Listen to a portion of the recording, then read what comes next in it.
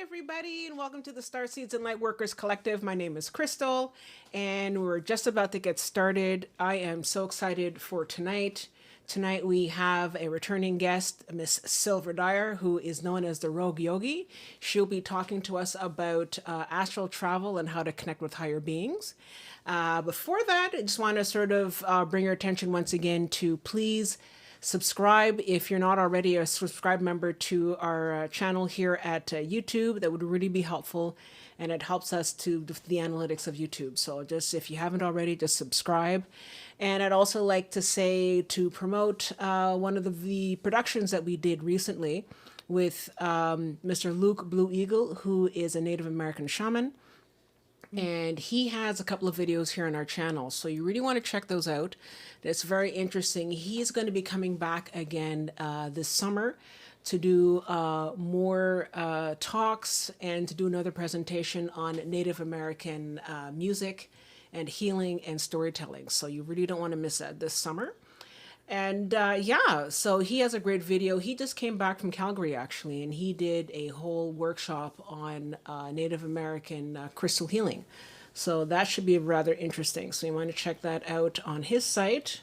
But definitely check out, he's going to be here this summer. So, or you can take a look at his videos. Why not? So stand by. We're going to be getting started soon. And we'll see you on the other side.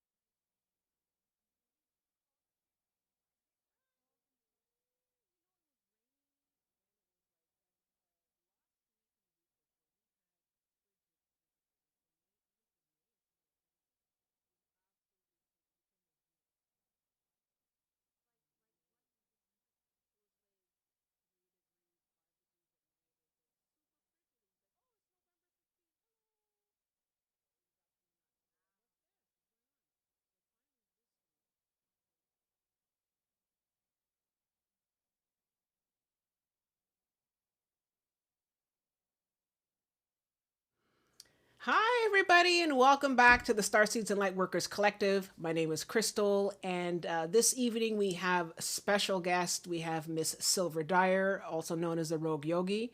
She will be giving her presentation tonight on astral travel and how to connect with higher beings. So that's going to be happening tonight. And I also want to draw your attention to a workshop that Silver will also be hosting on June 25th.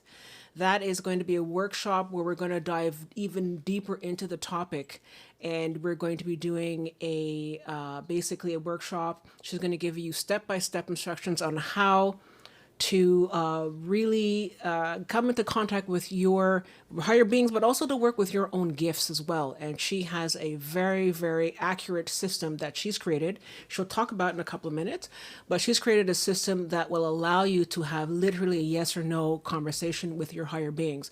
So that is absolutely stunning, and I'm really looking forward to that. But if for those of you who are not familiar, Silver Dyer, known as a Rogue Yogi, was here a couple of months ago, and she is someone who is a born clairvoyant. She has had all kinds of experiences, both on the paranormal and the extraterrestrial level. And she was here last time talking about her childhood and some of her experiences. And we'll go into that again. And we had such a riveting conversation. And I know a lot of you were really, really taken by what she had to say. So, of course, I had to invite her back to the show. So here we are tonight. So without further ado, I'd like to introduce to you Miss Silver Dyer, the Rogue Yogi. Hi, Silver. How are you doing? Hi, Crystal. I'm really good. And I'm really happy to be here with you guys. That's great. Thank you so much for coming back and for being with us. So, for those, 'cause I know we have a lot of new members that have joined, and maybe they haven't had a chance to see your last presentation. But can you just sort of give us like a quick little background as to your experiences, who you are, and how you came to be the Rogue Yogi? Sure. So being a born clairvoyant, I can see energy. I can see, I guess what you would say is beyond, I don't like this word, but like the normal or the regular spectrum of light. I can see beyond that. And that includes everything from chakras to auras to other races of beings to portals. Um, there's a brilliant and like unthinkable lattice of grids in the sky. I mean, I don't even know. I don't understand everything I see. I do try to connect and I do try to meditate and I hold my hypotheses, but different things are always happening to me. I'm seeing new things and in new ways all the time. And I do think the reason for that is because I chose to come with this from the crib. And so it was never a choice that I understood. And it was also never anything abnormal. It wasn't until I had words and had watched enough cartoons that and honestly, I had attended a certain church that was very, very black and white. And between cartoons and my very cranky priest, I didn't speak a word about everything I was seeing both day and night until a little bit before kindergarten. And I say that because I know I hated myself by kindergarten. And I don't remember the first time I ever brought it up, but I know that the response was immediate. And in my 40s, my father told me his reactions all those years growing up were fear based, which reframed my entire childhood. And I'm grateful that he shared that with me because growing up, I would come into their bedroom crying at night. There'd be two beings standing by my bed, or my headboard would be replaced with a ginormous churning, multicolored portal. And I'm an only child. I kind of have grown or bloomed a very good imagination. So stuff like that, when it would happen, when I would see a portal right up atop my head on the headboard, the only thing I could think of was what is coming to get me. I had no understanding, and my only resources were my fearful parents, cartoons, and like I said, a very cranky priest. So I grew up hiding every single thing about myself. And I never spoke a word about it again until high school when I begged my mom to take me to get an eye test. And I thought I was, oh, I'm as clairvoyant as it gets. I know that, whatever. But then actually, and I want to say this because anyone who's here, anyone who resonates with the idea of being a star seed or being connected to a higher self, an inner self, a soul self, or having guidance that maybe you can't see. Um, you have probably been through the ringer. I have yet to work with anyone who is in any way like us, who is an empath, who is deeply, insatiably curious, who just has that innate homesickness. They don't know why, and they just know there's more. Kind of like, I know this is cheesy, but I don't care. It's one of my favorite movies. Kind of like Neo in the Matrix. Yeah. No, but So he's it's just not like, it's not cheesy though, because the yeah, Matrix, you know, a lot of people say the Matrix was a documentary. And I mean, honestly, it's a documentary. And even if you go back and you look at it now, you're like, oh my God, you know, everything that I don't know what the Warshawski brothers were smoking, but like, I mean, they completely we're saw reading. what, like, Yeah. and even right now, science is talking about how this is a simulation. So they Yeah. were right on target. But, anyways, I don't want to cut you off. I just wanted to say, no, no, Well, no, it's I'm not thank cheesy at all. you. No, no. But like I love that. I'm like, there is no spoon. That's like my love. I Yeah. love that. I just like say to myself, it makes me happy. But like it's in the Bible. Yeah. There's references to the Bible doesn't say simulation, but to in the Bible, in the Dead Sea Scrolls, in like the forbidden scriptures of Thomas, like the Upanishads, like almost every ancient text refers to this not being real. No. And that's how I see my clairs. And clair is French for clear. And there are many different kinds of clairs.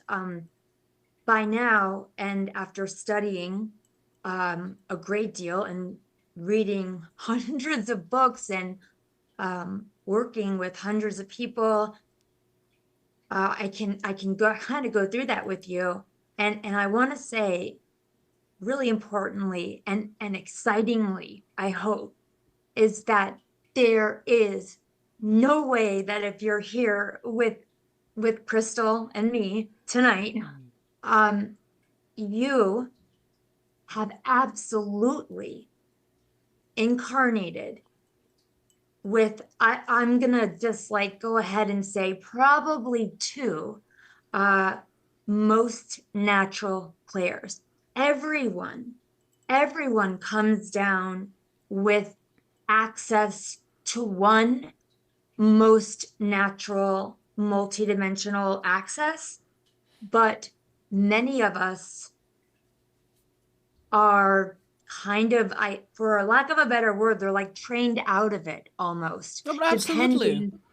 No, no, Yeah, but you know what, though? I'm going to just sort of, I'm not trying to sort of cut you off, but I just no, wanted to just please sort of do. say that statistically speaking, children have all these abilities up until the age of five, maybe seven, because that's the time when people start school.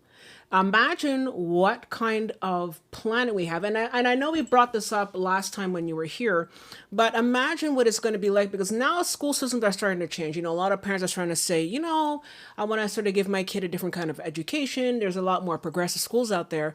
And I think in the next 10 years, you're going to see a lot of different kids, and it's going to change the energy on the planet, because these kids are growing up. They're not being bred out of it. It's not having it bred out of them. A lot more parents are much more open and say, well, you know, if my kid has this, well, it is what it is. Whereas before, and don't forget that the school system that we're living in right now is a very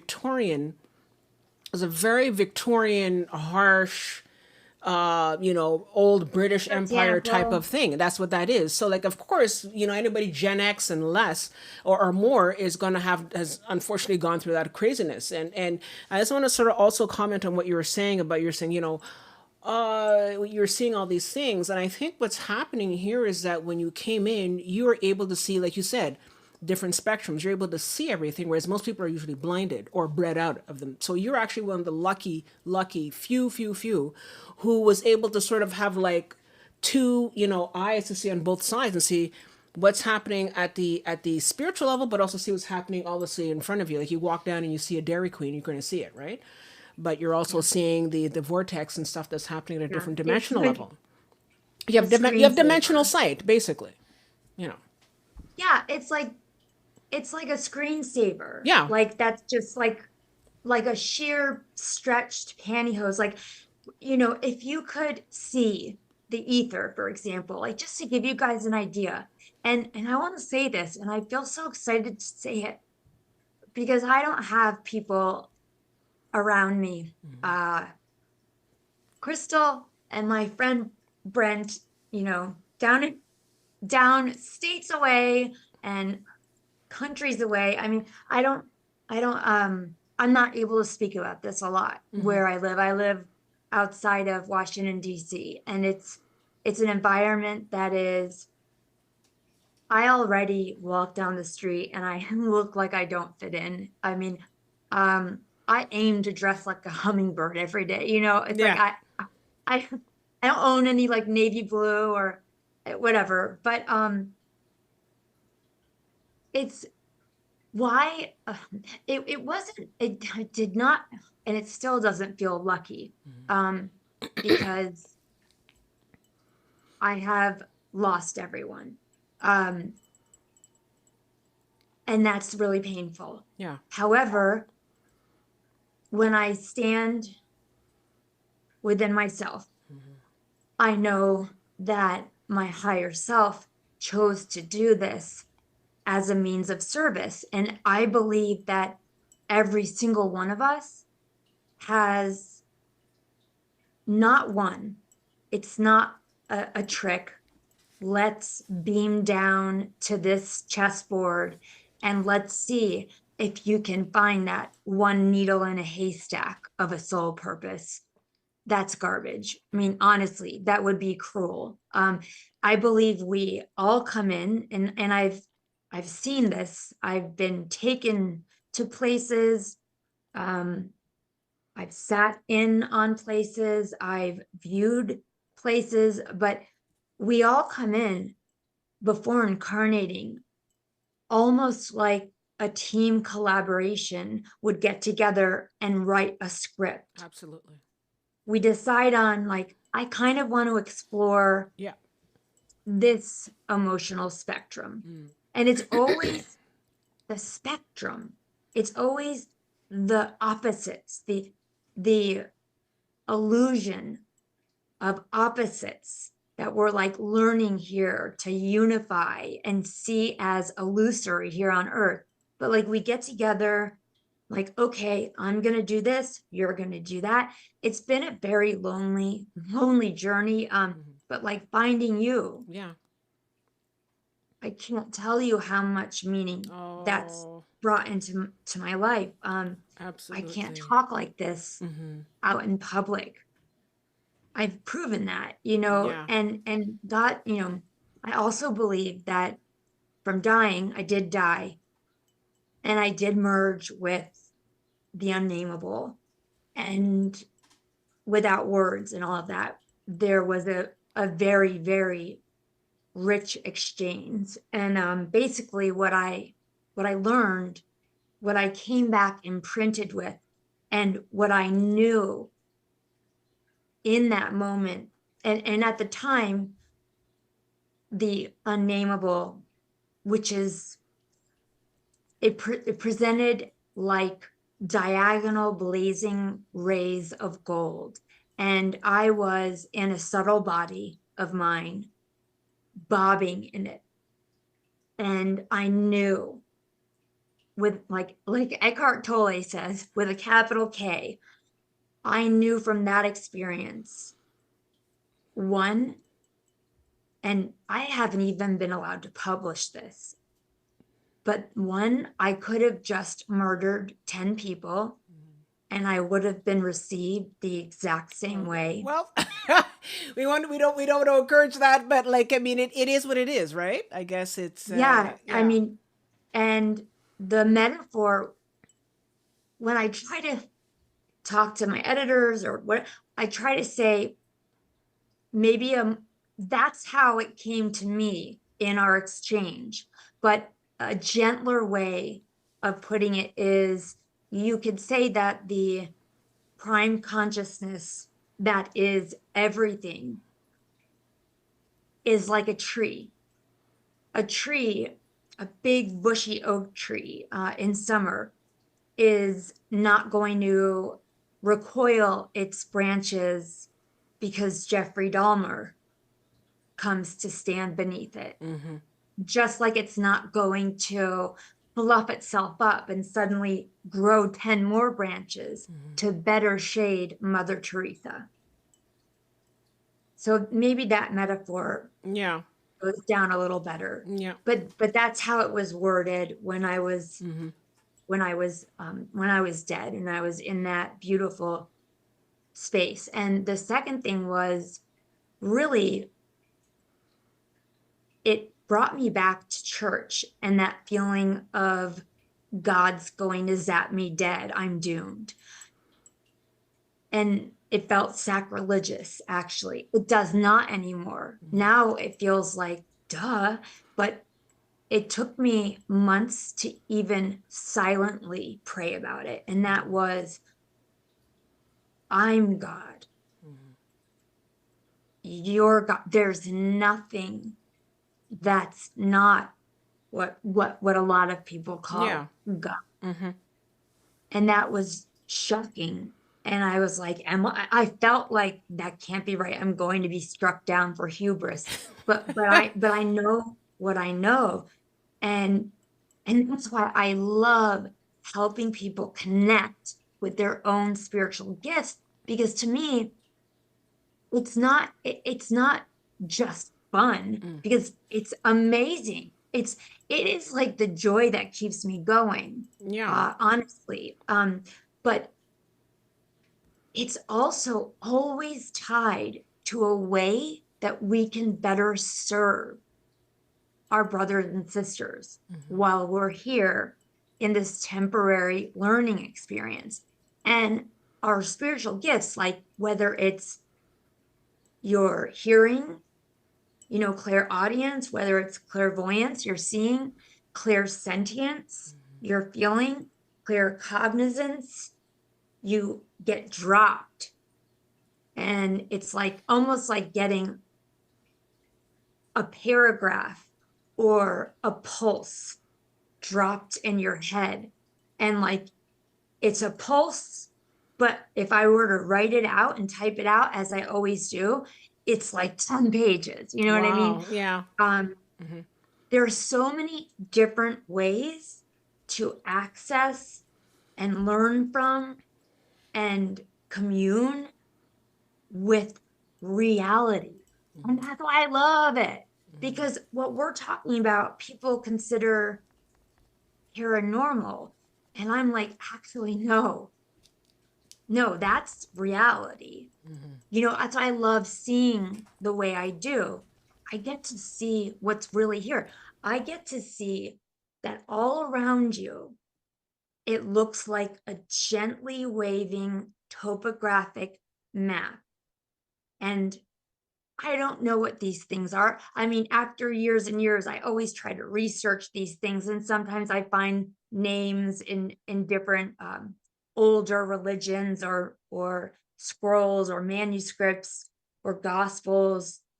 Um, but I used to call it the soup. Like, I don't know what the soup is, but I know what it looks like. And it's literally all around you all the time. And then I used to say, like, your guides are just literally like Maya Angelou came in once when I was doing a live stream, because I was saying, like, um if you just like swung your arm, you'd hit one of your guides. Like, they're like wontons just like floating everywhere around you in this soup.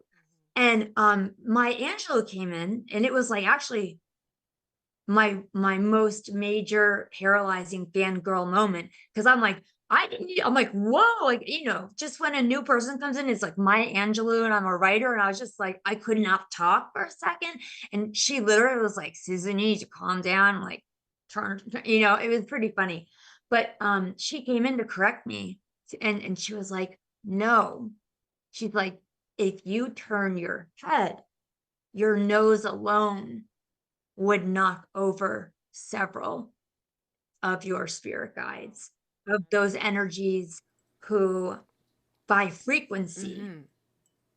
are with you like birds of a feather, Okay. naturally, by your resonance. Wow. And we like to label and name Mhm. because it is very hard to talk about all of this as it really is.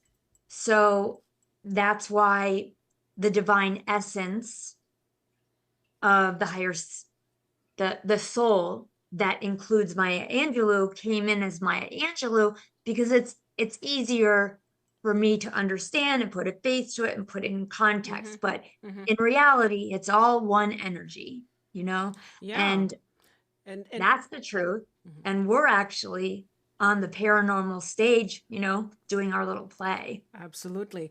And it's interesting. I just wanted to say first of all, and actually see a couple of comments here from people, and even Penny. Hi, Penny. Oh, And we're all saying we are all your friends. Silver, we all love you. I love you, um, and I know I loved you since I met you, and I was just like, oh, this girl.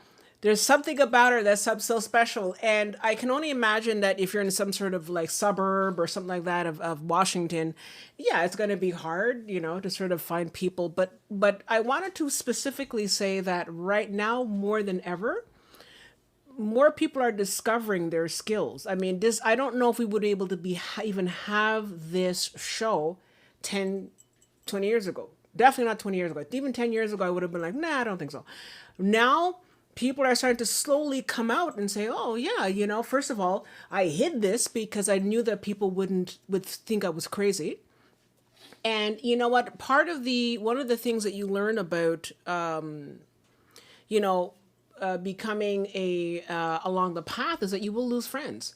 And I've lost some people. I know a lot of people have lost a lot of people, and then you gain a whole new different family, gain a whole new bunch of people, and that's a whole part of it. So I totally get what you're saying when it comes to that, and you're it making just me it cry. just is what it is.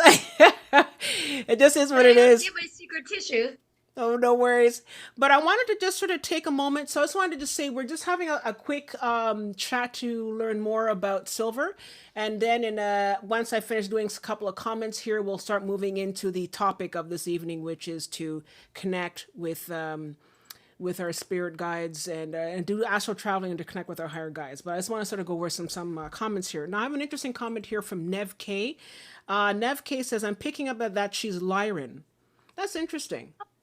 Did you ever does that strike anything? I've had a lot of incarnation Okay. there for sure. And as um you have a great intuition.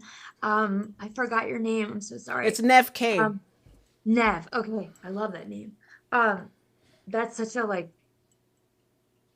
that's such a celestial name. But um yeah, I've been a Lyran feline for many lifetimes, and that I have that imprint very strongly within me.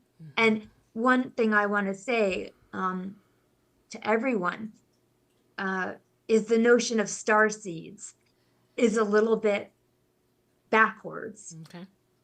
Everyone is a star seed. It's just um, like you were saying, a lot of people aren't open to this way of perceiving. Um, and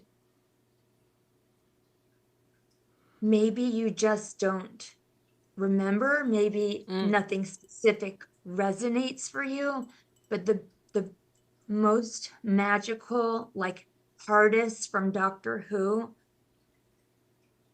practice that any of us can do really is meditation, because you're going within to your, like, capital R real self, and you are remembering how to become your own guru.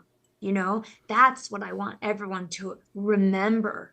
You know i i i know a lot of people are very happy to have suspense answers, or um but the thing is, there's no need for that. And anyone here with us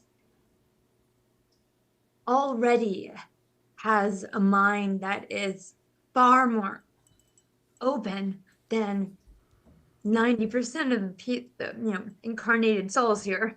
And I know that it just wouldn't take much for everyone who loves this group to remember, what is your path of least resistance regarding accessing these multidimensional beings and pathways and ways of traveling and time traveling and viewing and all of these different magical things that aren't magic. It's like really like we're in the magic show, we're in the puppet show, and all of the stuff that we love and that we're obsessed with and we can't get enough of. It's because it's true, and it's because that's reality, and we know it. And each of us, at the end of the day, especially the people here, if we're willing to put in the attention and the care, any one of us can be in contact and in touch with a tree, your deceased hamster, a family member, your ancestors, an archangel, Yeah. a Pleiadian. It's all energy. Okay. And that's the coolest thing that I have found through decades of practice with teachers, with old, weird, out of print books. This is what I do. And it's been, and I know this is a blessing, and I know this is what I meant it to be, but it's been through necessity because I had to get a handle on everything because it was too much. Yeah. It was like, I was like, at one point, it was just so out of control. Like I was seeing through my arm. And there's a part of every one of us that needs to buy in enough to our incarnation so that like we don't fall through the car. Yeah. You know what I mean? Yeah, Like I know what you mean. we're here for a purpose, and it's always based in service. But if you're curious about your purpose, the fastest and easiest way to kind of frame it or throw a net over it is to just follow what you are naturally most curious about and most passionate about. Yeah. And between spending quiet time with the intention of sloughing off like Michelangelo and David, like Michelangelo was like, I see David in the marble block. It was just, I just had to get rid of all the marble that wasn't him. And that's kind of what I see as a process of meditation, especially when you set an intention Yeah. that makes it even more specific and more of an intricate amount of time spent. Yeah. And what's interesting is that that's sort of the workshop that you're going to be having on the 25th, where we're going to be doing about meditation and intention. But as well, also, I think that people are getting to a point now where realizing that, especially for people, like I said, Gen X and maybe older, I mean, millennials as well, but definitely we've grown up in a society as well. You're born, you finish school, you get a job, you get married, you have kids, and then you retire and you die and you shut up. Okay, but I think a lot of people are starting to say, you know what? I don't think this is really for me. And you're starting to see a real shift in society now where people are saying, you know what? I don't know. Look, definitely, get an education. I mean, learn to read and write at least, But for the most part, a lot of people are saying, do I really need to put myself in debt and a college degree to get to where I really want to go? And I think that a lot of people are starting to question that and say, you know what, I don't know if this is really what I need to do. And we've been taught to say, well, our parents said this, and so we have to do this. And a lot of people say, look, it's not that I don't love my parents, but you know what, though, I need to chart my own course. And I think that that's what's interesting about these times right now is that a lot of parents who are enlightened or were woken up are saying, you know what, I'm just going to let my kid decide what they need to do. And it may not have been our generation, but I think a lot more kids are lucky in that they're starting to have that, you know. But I just want to sort of get a couple more comments in before we move forward. I Yeah. have here that Nev K said, I would love to have all my third eye open to see all the loving beings, angels, and ancestors. We all live? And you know what? It's Yeah. coming though. It's coming. We're all going to Yes. be, because there's a lot of changes on the planet. We're going to have that sort of reset where we're going to be able to sort of be, you know, have that ability to update ourselves. So that's cool. Penny says here, Penny Silver, I'm your friend. Now I think that's going back to your comment of saying, well, you didn't have any friends, but Penny and like all of us, we love you, Silver. So we're all your friend. I do have a question here from Penny though. She says, can you describe a little more about what the ether looks like, please? Did you want to sort of look into that Yeah. there? Um, well, so I do want to say, this is like I always say, like, this is just my experience. I don't know. I don't like know anything except what I felt was branded into my being while I was merged with the unnameable. All of my experiences, like, and I've had so many, uh, I mean, I'm still like investigating. And you know what? I don't even know if that's the ether. That's just my current hypothesis. I mean, it was the soup for so many years. Um, but what it looks like and what's interesting is that there's this scientist, Greg Braden, and I've actually gotten to meet him and speak with him because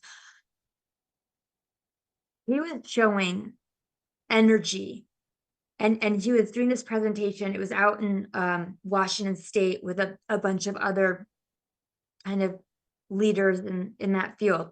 And he was showing how, gosh, I am very right-brained, so excuse my description, but he was explaining that the same kind of energy,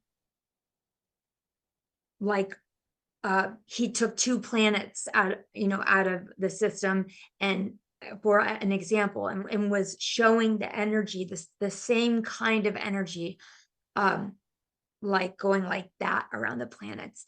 And oh my God, I freaked out because the lines representing the energy was exactly the same color, the same ballpoint thinness as what I see around all of us all the time, every day.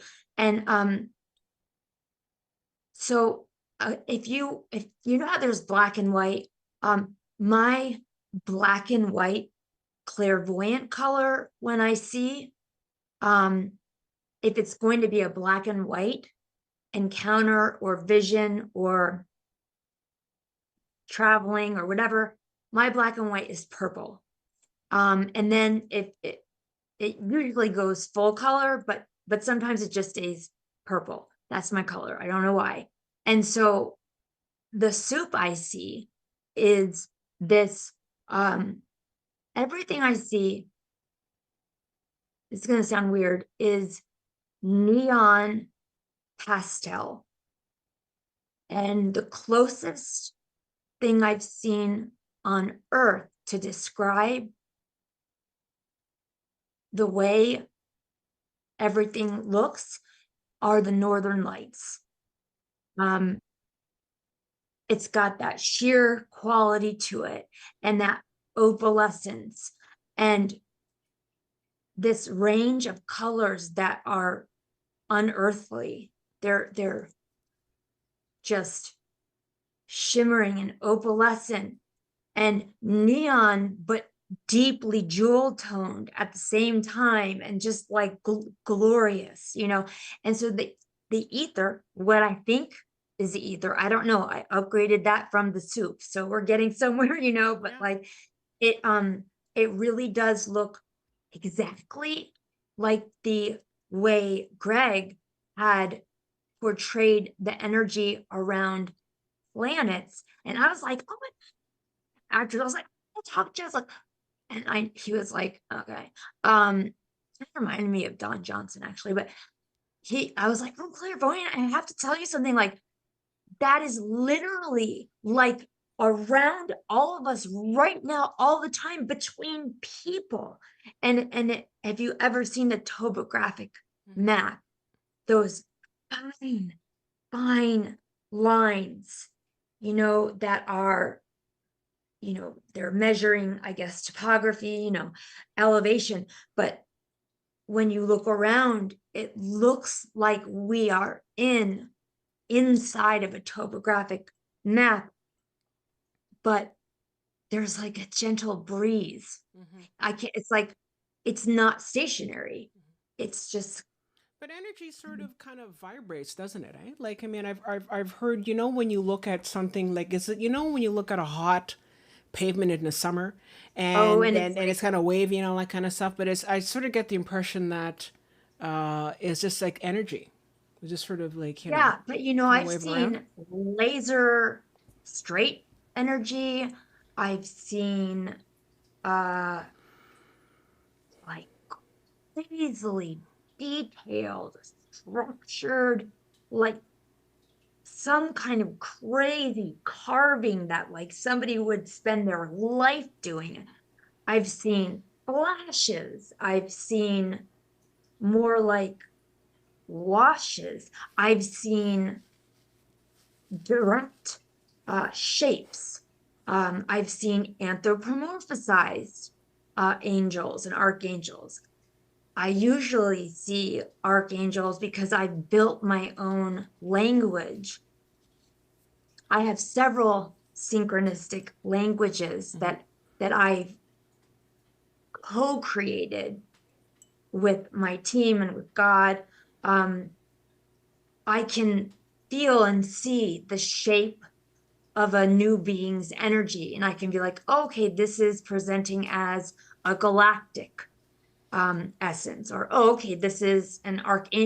It's weird. It's like all Hmm. the five senses, and this is not just with clairvoyance, but all of these five senses that we know of don't make sense. Yeah.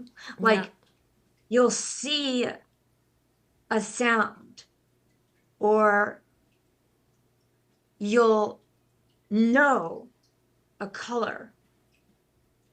It's really hard to describe. Yeah. But you know what though, I think we sort of get an idea of what it is we're trying to describe, because it's clear that you're trying to put into a very simple language something that is not simple at all. And so it's going to always be hard to describe, because I mean, you're trying to, and if I may, I think you're seeing it also at different dimensions, and that's why things look very, very strange, because it's a very it's not only just sort of like seeing a three-dimensional and there you go, but if you're seeing at different dimensions, like if people who have like have taken, you know, DMT and all that kind of stuff, they have all these images and stuff of like different colors, and they can't describe the colors and the shapes and, you know, different From that beings. therapy work? Yeah, you know. Huh. I didn't know Yeah. that. Yeah. So, like, I mean, that's a whole other story for, like, I mean, if people follow the That's artist Alex interesting. Gray, oddly enough, Gray. But Alex Gray is an artist, and he's done a lot of work with that, and is this exploration into, Alex Gray. yeah. I So, know his work. yeah. So, you know, all that craziness in his work, it's because he's trying to put into a three-dimensional Like, context, the you know what I mean? The stuff that he's incomprehensible. seeing, which is so dimensional, and so that's why his artwork looks kind of Yeah. like eyes and everything like that. Is because how do you transfer all of Yeah. that? You know what I mean? And Yes. and so it is kind of impossible. But I mean, you know, it is what it is, but like, I mean, what I find interesting in some of the comments that I'm seeing here is that a lot of people actually had those experiences. A lot of people have actually sort of resonating with what you're saying and have said that it's nice to, finally meet someone who has the same kind Oh of my God. experience. And so I'm Wow. so glad that I know that they have the same Like, experiences. I want to give them a big hug. I Yeah, mean, it's, like yeah, for you have anyone, friends. like, You have oh my friends, God, you know? so incredible. And that's what I want to do in the workshop is because Yeah. I to you, everyone who's watching already is experiencing, and I'll go through this and everything. Oh, I also want to say, please, please, please, before I kind of like walk you through each of these different ways, and I know you guys are already experiencing one or two of these, but you just don't know it because it's your normal. But like if you email me at Info. info@rogueyogi.com, I will send you something. It's a video that it's a process and anyone can do it. That's the thing. It's like, this is so true and so free. It's just like, yeah, Yeah, watch the video, do it, and you'll absolutely. have a yes or no communication with spirit or your inner self or whomever it is that you do this exercise with. It's a quick video. It's like 7 minutes. It's so simple, but email me. I will send it to you. And especially if you're going to come to the workshop, Yeah. because if you have already tried this, if you have already done this exercise that gets you from maybe seeing a sparkle on the periphery, or maybe hearing a whisper of your name when you wake up, like these little hints, right? These um you will do this exercise and you will go from, I think I just heard my name when I wake up, to being like, yes, no, yes, no, with with your favorite tree, with your most beloved archangel. You know what I'm saying? It Okay. works for everything. Absolutely. Absolutely. And so for those of you who want to, the workshop is going to be held on June 25th. And the event is in our list of events on the meetup page. So check that out. But I think this is a great segue to now we can start looking at some of the aspects of astral travel. So I think that Mm. people are pretty much, I mean, if you're here, and it's similar to what you're saying, Silver. If you're here, you already have a basic, maybe basic understanding. So astral travel, for those of you who are the layperson, is basically, there's the idea that we have the third dimensional body, which is, solid. And then this body is animated by a soul, a spirit, a consciousness, and that it is attached to the body. Some people, especially people who have astral traveled before, is attached to the body through a silver cord, which is emanating from the belly button. And for those who've had that kind of experience, they are able to leave their body, but they notice that they're, for example, floating around, and they have this big cord that stretches from their body, which is sleeping, and not conscious but is still alive, and they're just sort of floating above their body. So that's the layman terms of the idea of astral traveling. But astral traveling can also be a situation where you not only are floating in this real time, but there's also the idea that some people can astral travel to different points in history, different planets, different dimensions, see loved ones, all that kind of stuff. So with that in mind, Silver, can you give us your perspective on what astral travel is? Give us your basic understanding, and we can work from there on how to go from understanding it to going to where we have to be in our state of mind, and Yeah. how we can actually astral travel. Maybe some of the experiences that you've had. So if you wanted to sort of give Okay. us that, Such a big question. yeah. I know it seems like it's not, there are so many ways for your consciousness to separate from our body. We call it astral travel, but I've had, I mean, what you described, that I've experienced that, Okay. that is, I kind of feel like traditional Yeah, it's astral, very you know what basic. I It's mean? very basic Like, though. Yeah, yeah. and I actually remember like when I was merged with the unnameable, the first thing I was asked was, because I had been so sick and What is I the had, unnameable actually? Somebody did ask. I think Penny asked me, what is the unnameable? oh, Sorry. I don't call it, I actually don't call, I don't call what a lot of people call God, Okay. God. Mm-hmm. I have a different word that's just come from my own, my own, I guess your loving experience. of that and the loving relationship. I use Mm-hmm. a totally different, it's like a made up word. Okay. But I don't, I say in public the unnameable because I feel like when I say God, it's putting all, and you're like, you have a shoebox and you're like, it's just like, I can't, I'm Mm-hmm. like, Mm-hmm. Yeah. because Okay. there's So not it's sort of like like it. name is such an earthly thing. Like, Okay.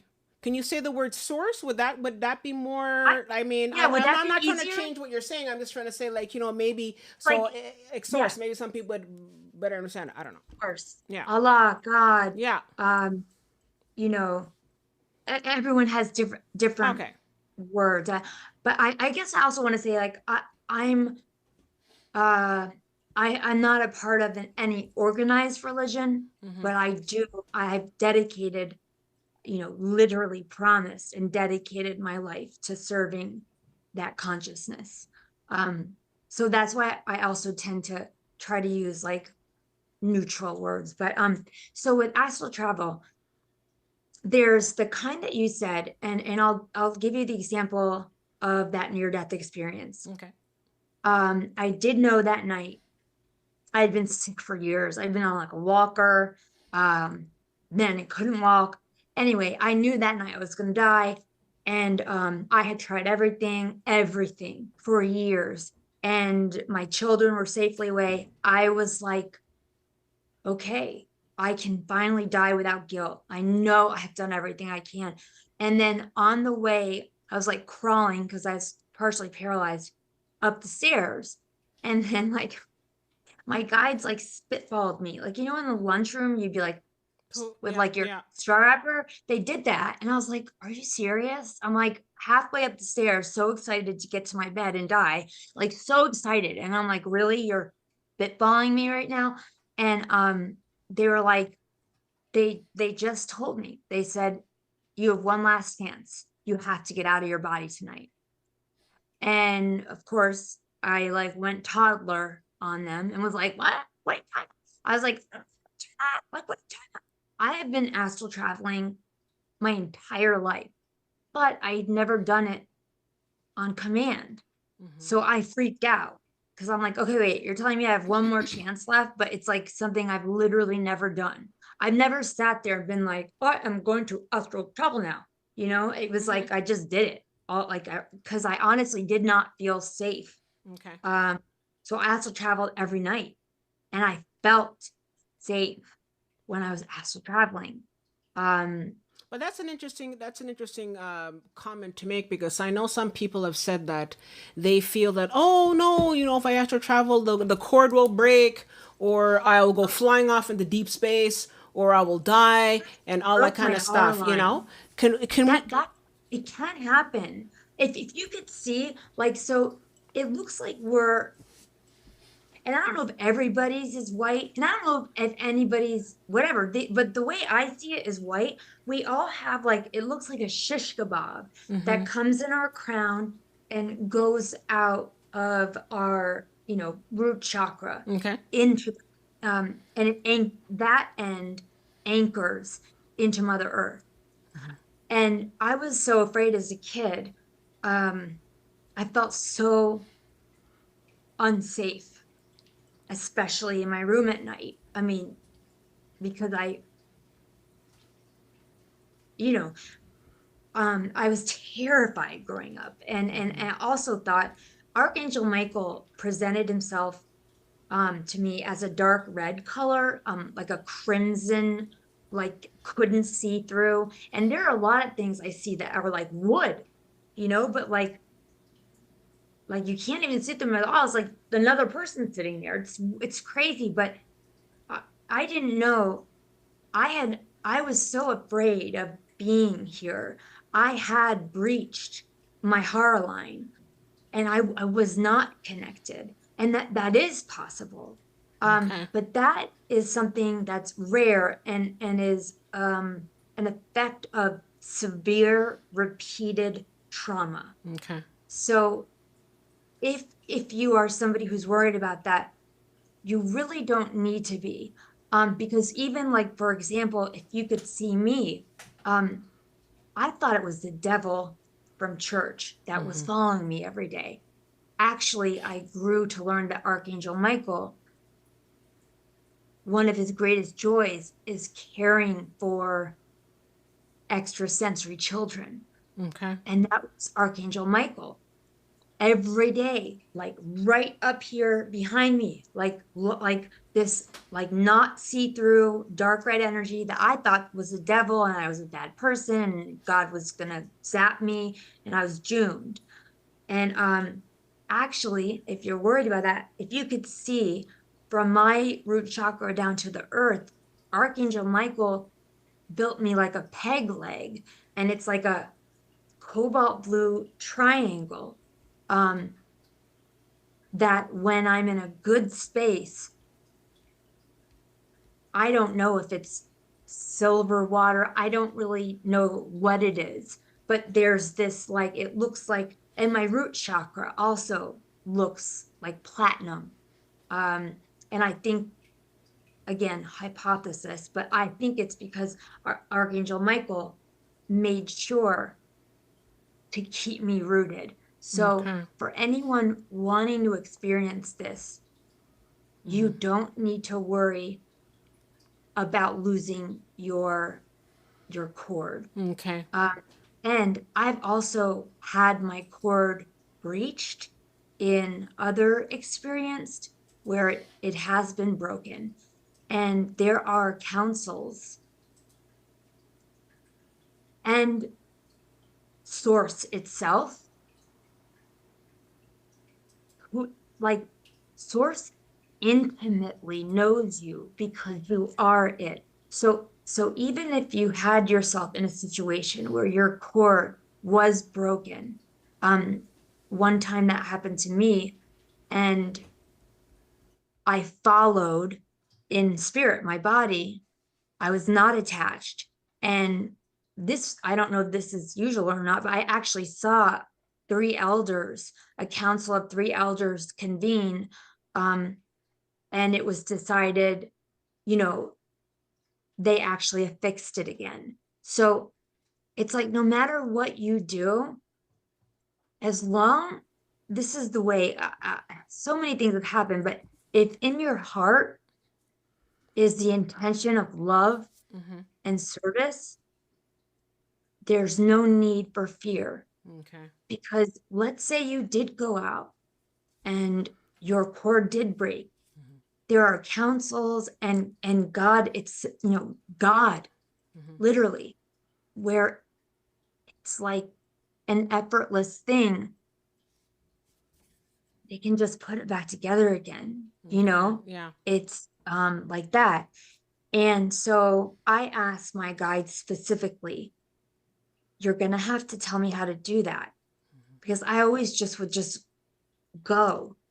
Um, So, with that in mind, though, with that in mind, what is the if with that in mind, what is the first step then? So is it lying down in bed? Is it like, let's say, because I'm the type of person, and I mean, I ask for forgiveness because I'm very kind of structured in my thinking, and I'm wondering, so what do I have to do? So let's say tonight I want to basically Try. tonight I'm ready to go and you know and do this.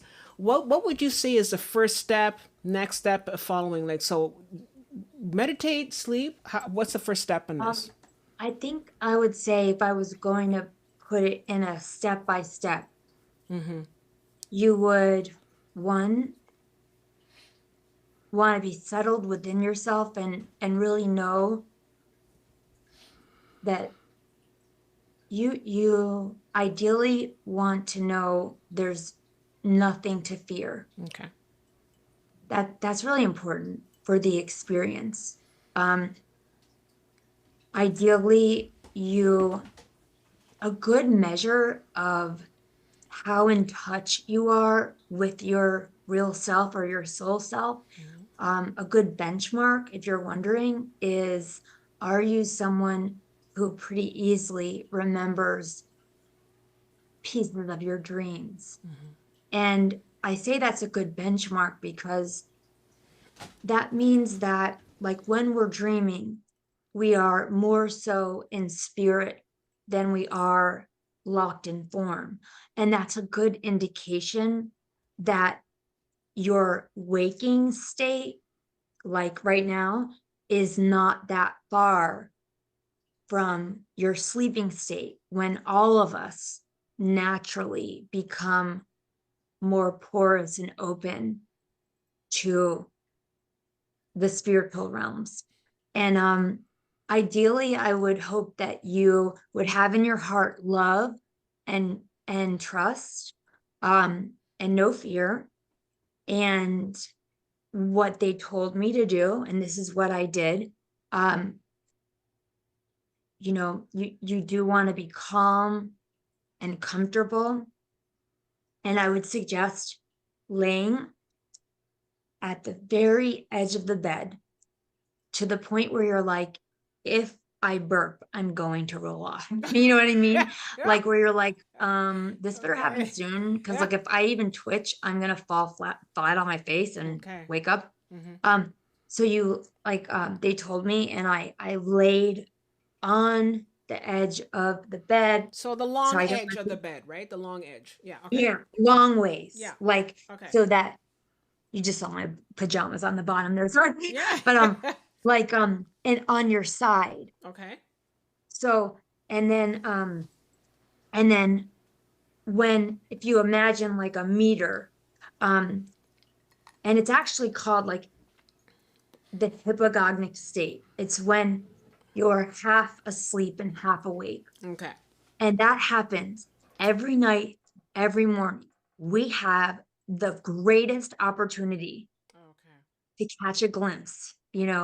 We're in that prime I'm getting it's like when you're waking up and when falling asleep is the most like consciously Mm-hmm. porous and aligned you'll ever be. So don't ever take those two moments for granted.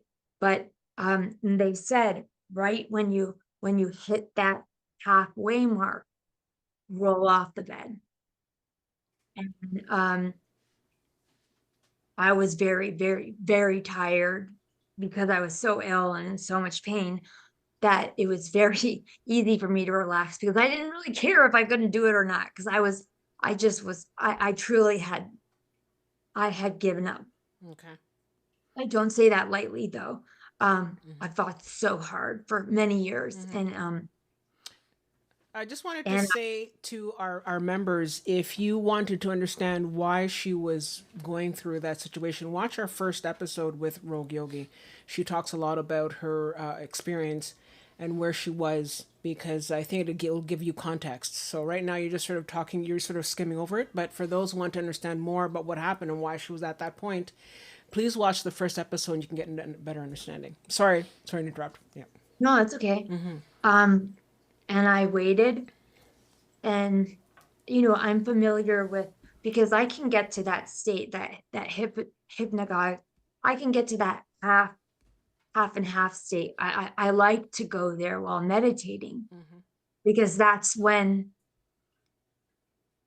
it's almost the same as astral traveling, but you still happen to be hunkered in your body.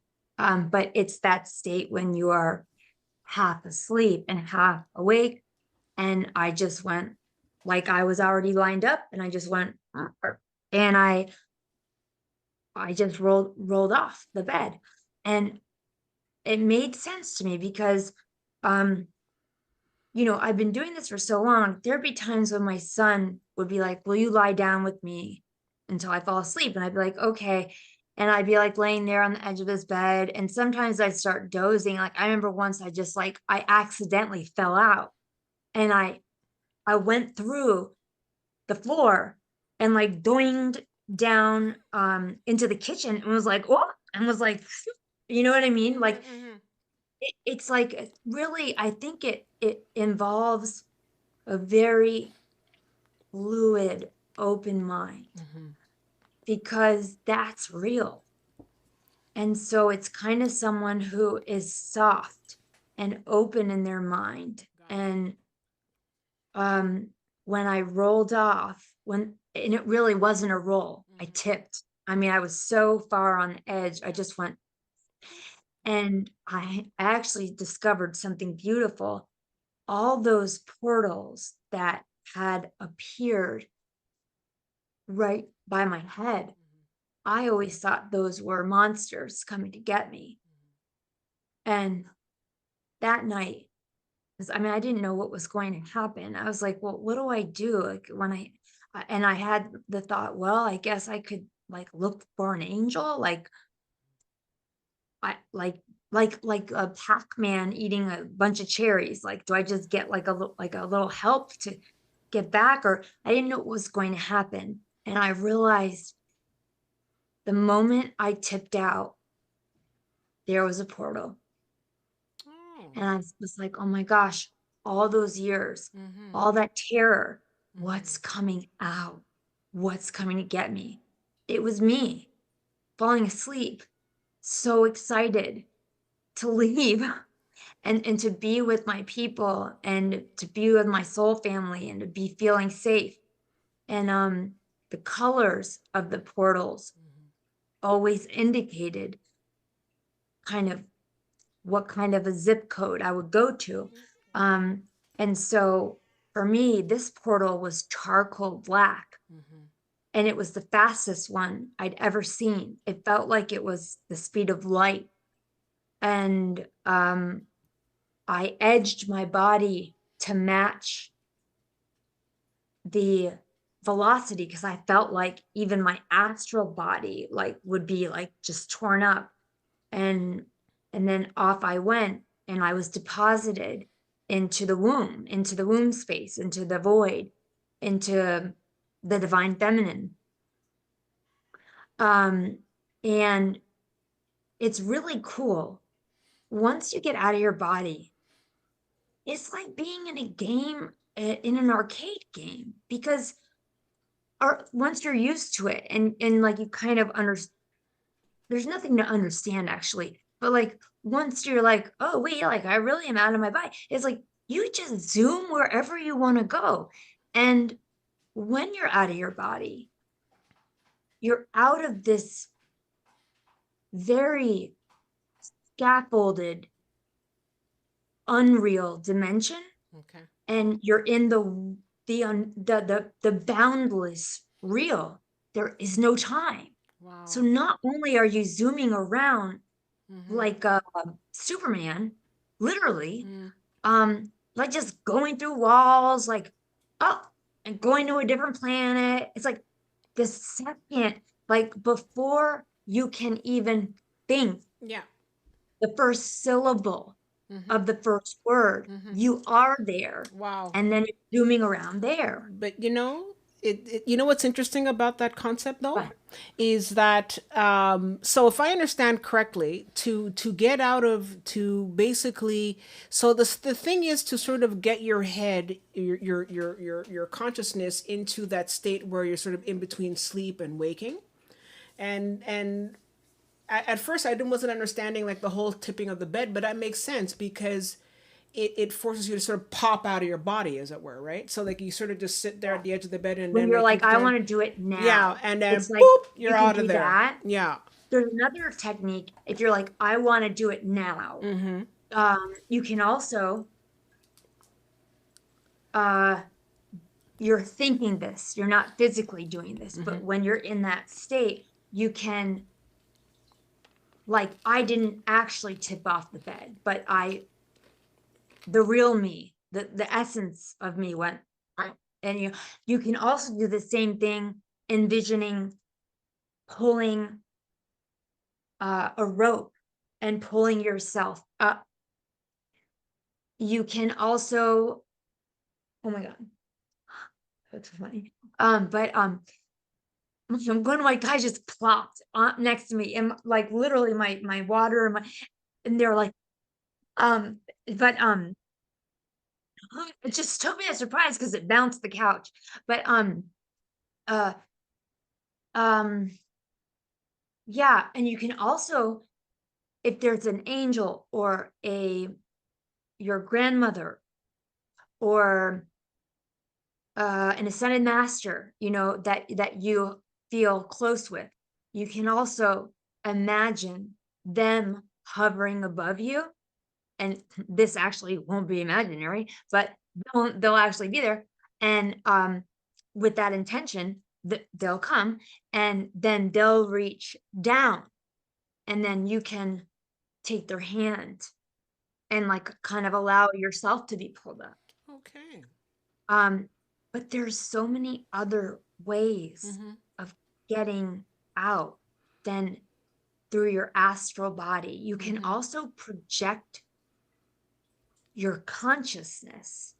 You can also remote view. Mm-hmm. You know, you can also do things with time, with potential timelines that I don't even know how to describe to you, but that you personally can explore. Like, I've been obsessed with black holes and time since I can remember. I did my thesis, my anthropology thesis, on the fact that there is no time. So like, the more you get to spend time with your inner self, Mm-hmm. the more you're going to realize, what are you most fascinated about? Mm-hmm. And like, for me, it's always been time. And I've actually had like the crazy blessing of like being shown, again, I don't know what it was, but I think it was, my hypothesis is like, I'm being taken and shown what th three-dimensional time looks like, um to when you're out of it. I never looked back when I was out of it. I just always played in it. But it almost looks like third dimensional time. It almost looks like a neural network with these pulses of electricity taking different routes. And like, there have been times when, one time I stood up right here, totally awake, not sleepy, and all of a sudden my eyes were open, but I was standing. I hadn't moved. I just stood up, and I was standing behind a couch, in with, and on the couch was me and a man in our house. And and and my eyes were open, but all I could see was the house and the room and me. I mean, like, literally, like, if I wasn't speaking with you guys right now, my hair would be like up in a Mm-hmm. pineapple. And like, there I was, and there he was, and I was like, and so I thought I was astral traveling. So I immediately went like, to like go be like, whoa, what? Mm-hmm. And you know what happened? I slapped my shin on my coffee table right here. And I was like, what? it was like a different way of traveling than I ever had before. Oh. I'm like, excuse me? Like, so I wanted to see, I'm like, excuse me, I want to see everything here. I want to see the outside the house. I want to see this guy. I'm like, where are my kids? So, you know what I had to do?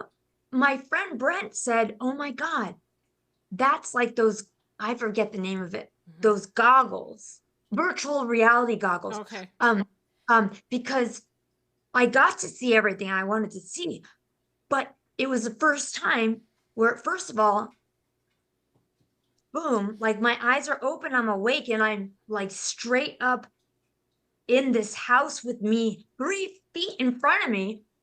But in order to see everything I wanted to see, I had to keep focusing on what I wanted to see and then climb, like get myself out of the coffee table and physically move my body here to, to get around and to see, Hmm. and then to go outside from the curb and look at the house, and then to go up the stairs to like make sure, like I wanted to see like is this, could this be the same timeline? I wanted to see if my two kids had rooms upstairs. You know, I'm like, Okay. is it totally different? Like, Okay. you know, there's been times when like my guides, and this can happen to you guys, Hmm. and it is astral traveling when you're dreaming. Hmm. Any of you guys, when you're thinking that dream is lingering like perfume, that Hmm. dream resonates like, you know, when you like lick your finger and you do that on like a crystal glass. Like when you wake up from a dream like Hmm. that, that has been a travel. And one of my most beautiful travels were after that avalanche when I was like losing my mind. I was just like, I had kids. I was a grown woman after this divorce. And something about that dark night of the soul made this avalanche come. And I felt like I was going insane. I was like, I can't live this way. And my guides one night took me on this beautiful guided tour, and they Hmm. showed me,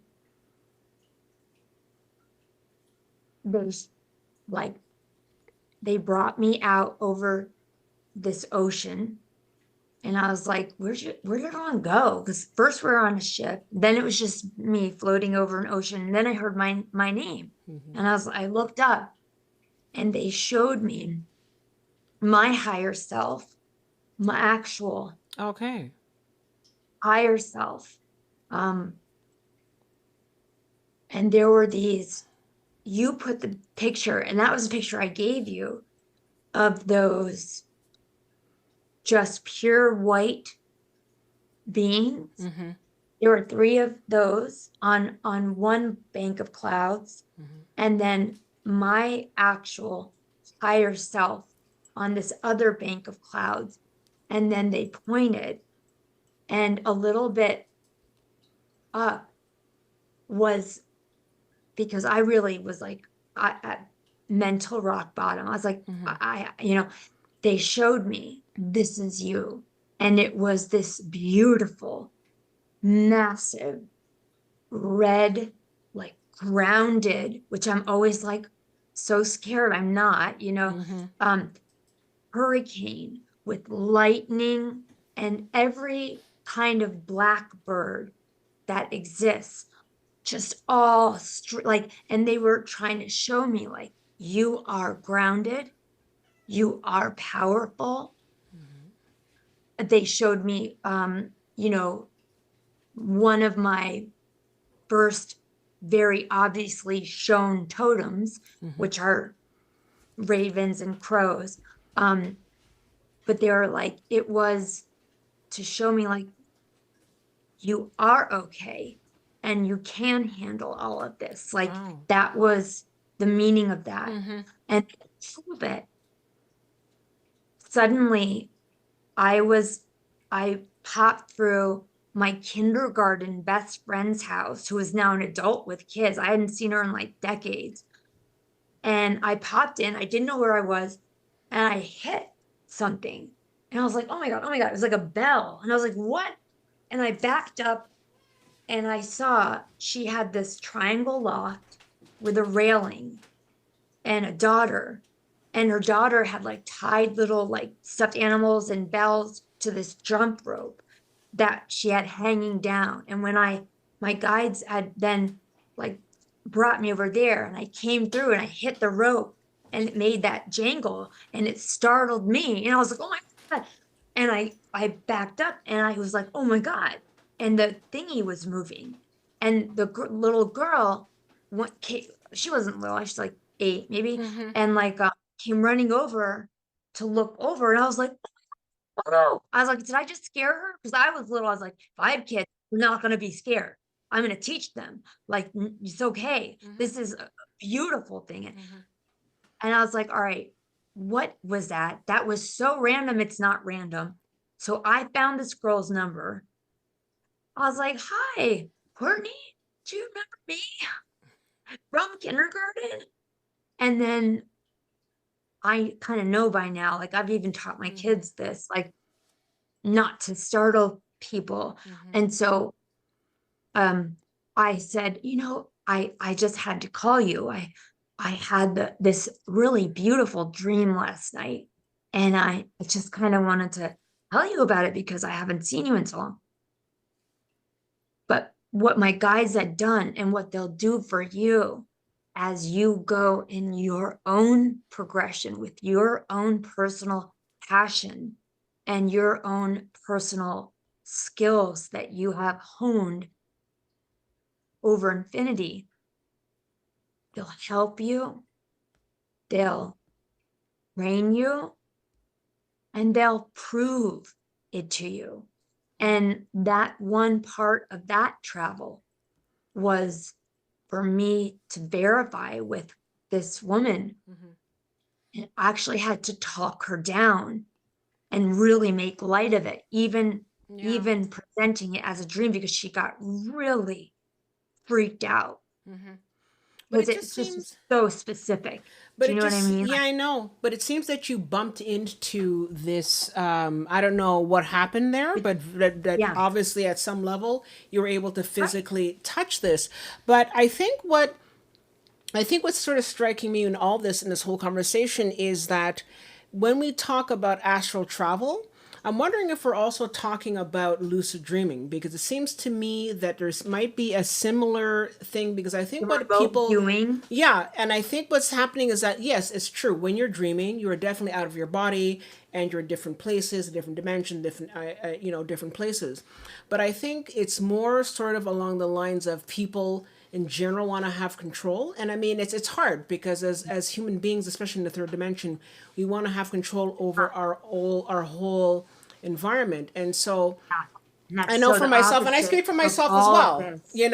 I speak for That's why I myself. touched on like the trust and the if you're able to release that fear, Yeah. because nothing makes sense. Yeah.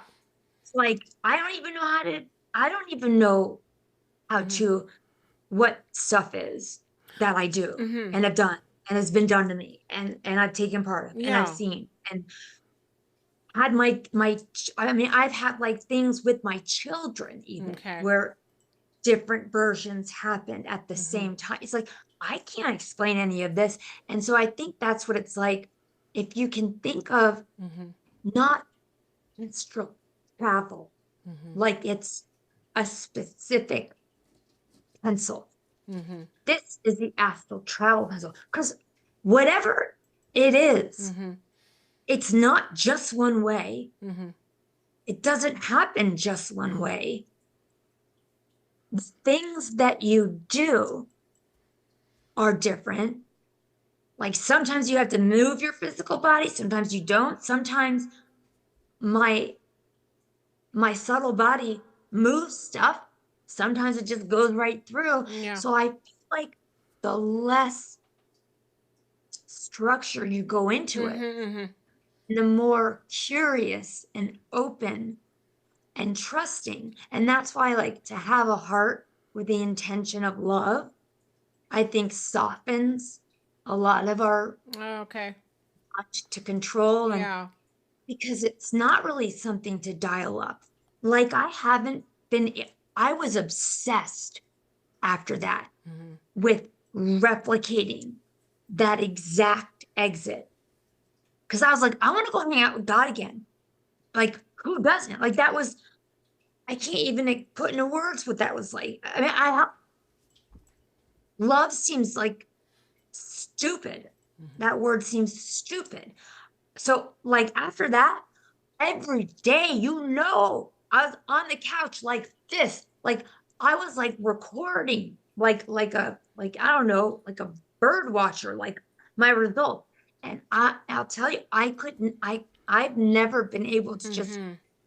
go astral travel into God again. Okay. I think that was because, look, I need to be here. We did incarnate here on purpose, for Hmm. purpose. Hmm. So I don't think I'm able to just go beam myself into God all the time No. because I would not want to come back. Yeah, I totally get that. Now, if I were to, and I mean, just for like, devil's advocate here, but if I Yeah. were to, for example, and you're right, we shouldn't try to stuff this into a box and like it's, this and that.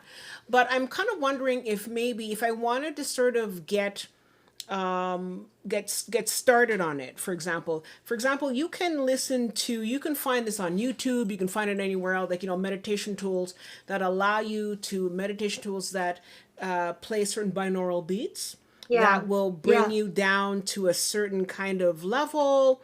And then if you're in that kind of level, and it's interesting because you talked about how you were out of your body, and you said even before you were able to say something, boom, there you were, you're this Yeah. planet, boom, and you were here, boom, boom. And the thing is that is the level at which manifestation takes place. And I think that's very, very interesting, is that when you're at that level, when you get out of your way and you get out of the third Oh my dimension and you God. get out of your You're freaking body, right now. okay, when you get out of that, right? And you've moved yourself into the, and I'll just use the word astral, lucid dreaming, because that's pretty. I think that's about how people are going to understand it. But if you're in your body, so let's sort of recap what we talked about. So you're on the edge of your bed or the couch, whatever, and you're in between waking and sleeping. I think it's a delta. I can't remember. And then you sort of go whoop, and you sort of pop out of your body. If you're lucid, and I think this is what's interesting, is because you And could you actually sit are. on your couch, figure out that, okay, because your intention, yes, there should be love, but your intention is, I want to be out of my body so that I can be in this space, and so I want to Go like see touch different your nose. things. So then I go boop, and I pop out of my body, and then at that point, not only can I, like you said, like a video game, go from place to place or planet, or see loved ones, but, and this is getting on to our next topic of connecting with higher beings, but I can at that point also manifest, because if I'm in that space and Yeah. I even Yeah. even just thinking It's it, magic. I can It's awesome. manifest. And then Yeah. obviously you're not going to physically pull on something and bring it down, but if you're in a state and you've manifested at that level, then it sort of bleeds down into You the third actually do. dimension. It man bleeds into this. Yes. That's that's what happened to me. Okay. I woke up and my cane was next to my bed after the near death experience. Mm-hmm. I sat up. My walker was at the bottom of the stairs. My cane, I always had like a bench to crawl up my bed and a cane. I sat straight up and I was like, I'm never gonna need you again. And I literally was like, thank you for your service, and like patted on its head. Because when I was up there, God gave me the boot after a while. And I told you, remember, I was like, rich white people, Jesus. I was like, what are you doing? Because all of a sudden Jesus was there, but it was like really cleanly showered and like light brown hair and blue eyes. And I was like, come on. Mm-hmm.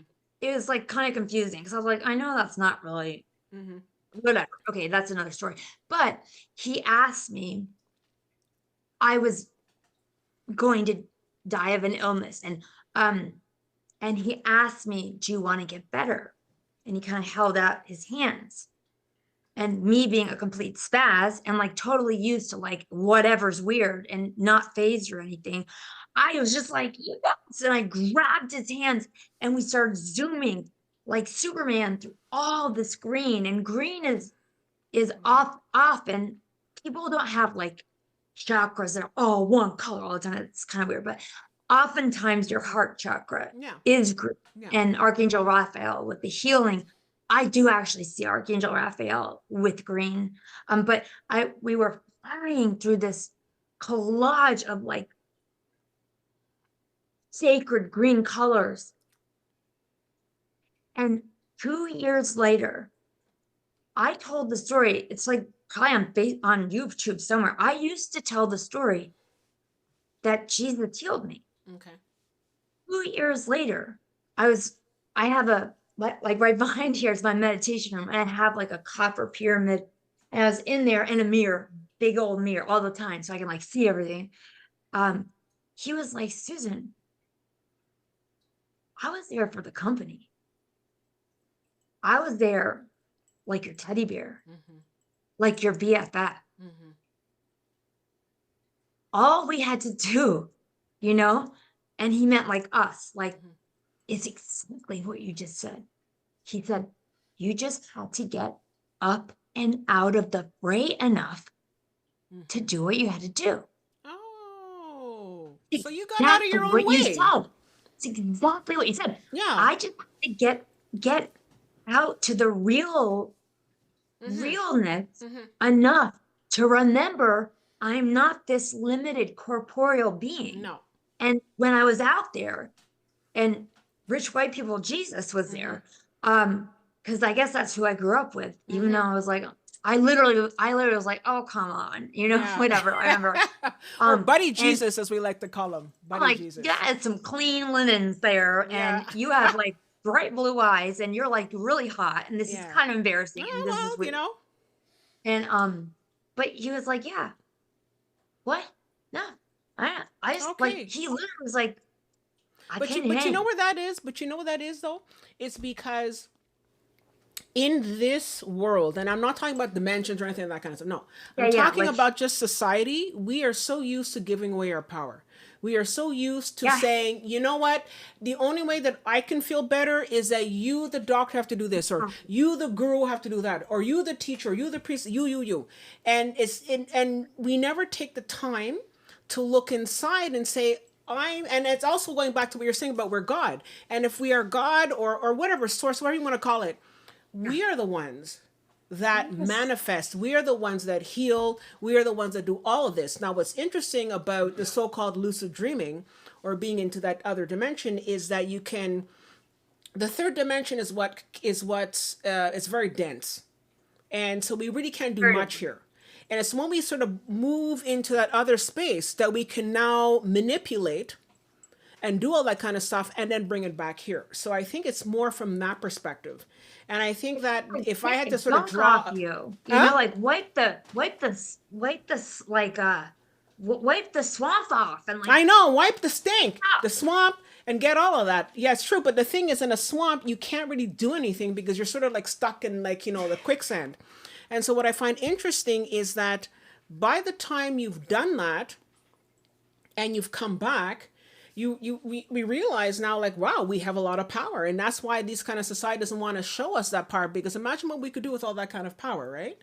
So with that in Yeah, mind, so true. and that later we'll get to some questions, but with that in mind, if you, for example, were able to heal yourself, or you're able to sort of like talk with the buddy Jesus, or all this, do all, and go to different planets and everything, and that's kind of cool.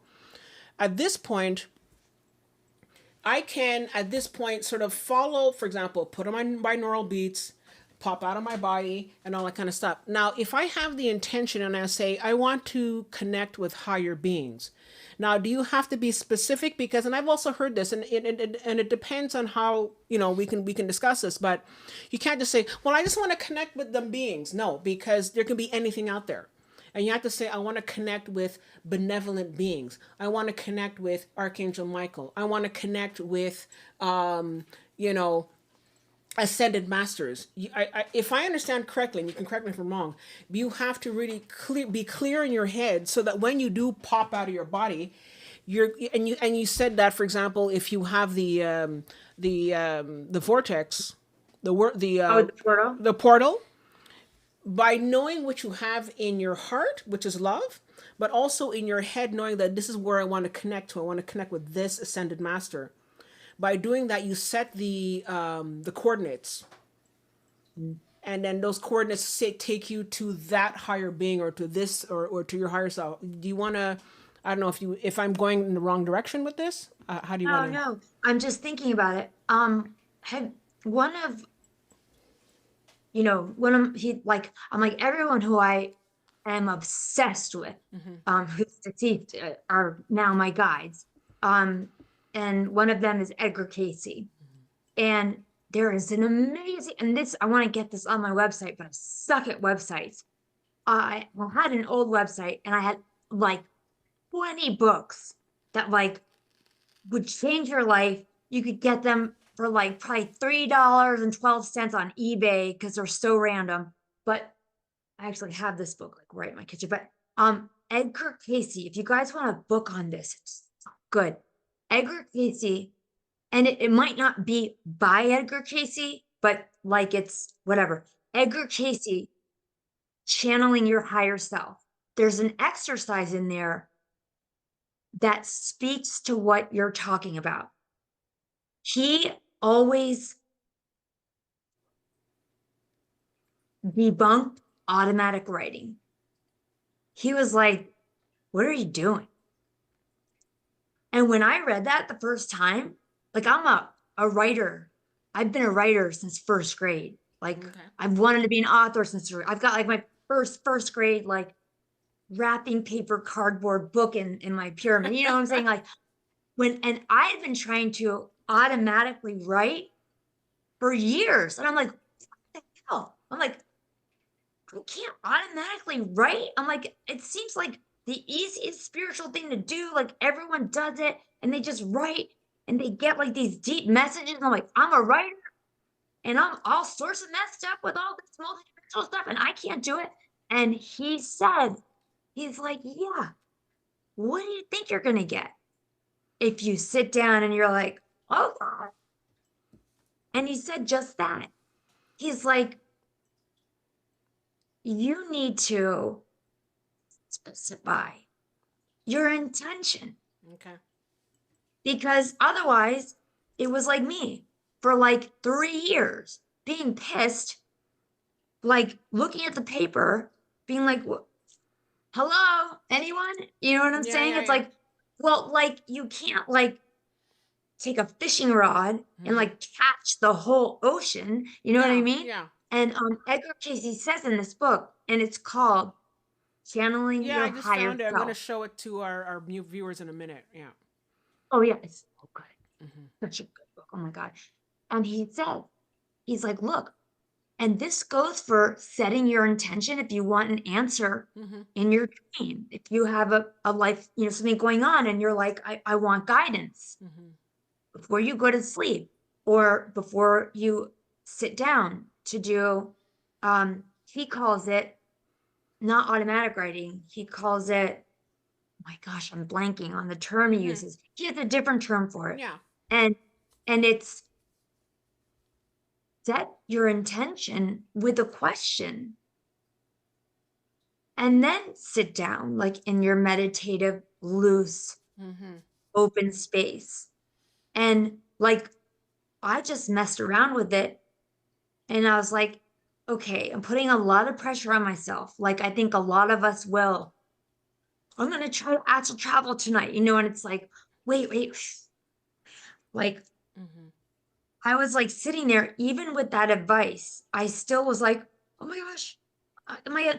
And I realized I just started, was like, you know what? I'm just gonna start writing, and I just started writing love over and over and over and over and over, and just like when I'm channeling, it just folded in, and so I love giving the tips and everything, but the thing is, like I was saying, I my like greatest hope is to help anyone become their own guru. Hmm. Like you can use binaural beats if you want to, Hmm. if that makes you happy, if you love it. Like you don't need any of that shit. Hmm. Sorry. No, it's okay, but I'm just saying that for some people, because I think that it is, I think we take for granted. I'm just going to, while I'm talking to you, I'm going to just try and find that book so that people can have access to that. But I think that what happens is that, especially on sorry, just sort of Channeling. trying to It's like really, channeling. There you oh, go. no one's gonna get in And your pocket. yeah, and so the thing is that I think that there is a people have this idea that especially when they're starting out, they want to sort of have a bit of a Yeah. guide, as it were. You know, especially when you're starting to Oh, gotcha. as you're Yeah, starting like for the first okay, I time, get it. you know. And so I I get it. I think get it. that that's I get sort what of you're what saying. it is. And so I think, so you know, once you become more of an expert, then it's not so bad, and then you at that John, point you can then totally turn makes around, I like you totally just you made know. me get it. Yeah. The way you put it. I'm I just going think to like show the yeah. book here for everybody. So this is the book here, and it's Edgar Cayce on channeling your higher self, and it's by Henry Reed under the editorship of Charles Thomas Casey. So I guess it's a family member. Son. An Yeah. illuminating work that reveals how the hidden powers of the mind and soul can revolutionize your life. Well, that makes sense. So Yeah. it's an That's the easy beauty way of for people all this to, stuff. yeah, you know. Um, is like it's like an opening and an intimacy. And for me, and this might be different for different people, I know my biggest hindrance was fear. And that's from my childhood. Other people might have different things that would hinder them. Um, you know, they might have different life experiences where, or in different cultures, Hmm. something might be, it's like we all have these human little splinters sometimes in our heads about worries or shoulds or good or bad. And that's all the kind of vocab we need to just dissolve, let Hmm. dissolve and like release. And it's kind of more like a union and like an allowing. And I found like when I was so desperately trying to reenact, I was like, I want to go hang out with God again. You know, I was like keeping a freaking log, writing the times, and like Hmm. like a like a journal, like a field journal. Like I look back and I laugh. I'm like, I was never gonna get it anyway. I was so like uptight. But I think like what you're saying, I Hmm. understand Hmm. like some basic loose guidelines, Yeah. um, When you find your but footing, you can do that, because I know, for example, when I started, you know, doing this channel, I was like, oh, okay, it has to be done a certain way, and oh, you know, and all that kind of stuff. yeah, And I used to prepare, you know, way in advance, and oh my god, yes, I had to yes, have the yes, script. I had like, you know, post-it notes, and I was like, oh my god, if it's not perfect, blah, blah, blah. But now I just sort of come on, and I'm like, man, you totally. know. And so, but the thing is, I started off with a certain perspective, and I started off saying, well, I have to do it this way. But once you become used to it, once it becomes your own, and once you become at ease with the Yeah, process, then you could then turn around and say, you know what, okay, I don't need to do it this way. I but it could just got sort you of do my there. own You're thing right. and find your own Like style. But I mean, I think what I'm yeah, just trying to say is that, you know, whether it be binaural beats or whether it be, you know, just you, because if you already have a meditation practice, you don't need all that stuff. You're good to go. But there are a lot of people that don't have a meditation practice just yet, right, and right, so they right. want to I sort get of it. have like a format. But I think once, especially if you Yeah, have that format, you pop out of your body and you realize, oh, this is where I am. Then the world's our oyster. You know, the universe, the cosmos is your oyster, because at that point you can just sort of go off and do your own thing. But it's just yeah. more You of, you take know, it and you're there. yeah, You know? exactly. Or you can like stay local and just have fun, like zooming that out of the walls of your house, like Exactly. any, um, but I understand what you're saying. It's Mm-hmm. almost like perfectionism can Yeah. hold us back Exactly. when we think we're like really uber preparing for something, but actually we're just making it way more complicated. Yeah. But one thing I will say, like, for example, I'm like, I'm scared to move anything right now because it's like a Jenga pile of items here. But like, I love, I mean, I would spend every recess in kindergarten filling my lunchbox with white crystals. And I was sure one day I'd make my mom, I mean, God bless my mother. I made her look at every stone every day and was like, is this marble? Is this marble? Is this marble? Is it, and like she just would keep dumping them out on it. But like, I love crystals. I have this glorious green amethyst over here named Juliet. She's like hanging out, like just like beaming love through this whole room. And I don't need crystals. I love them. Yeah. I have sleep with them. One time I woke up with like a huge bruise and I was like, okay, Susan, you gotta chill. Cause like I was like literally had like 2 log lines of huge crystals. But you're so right. Like Mm-hmm.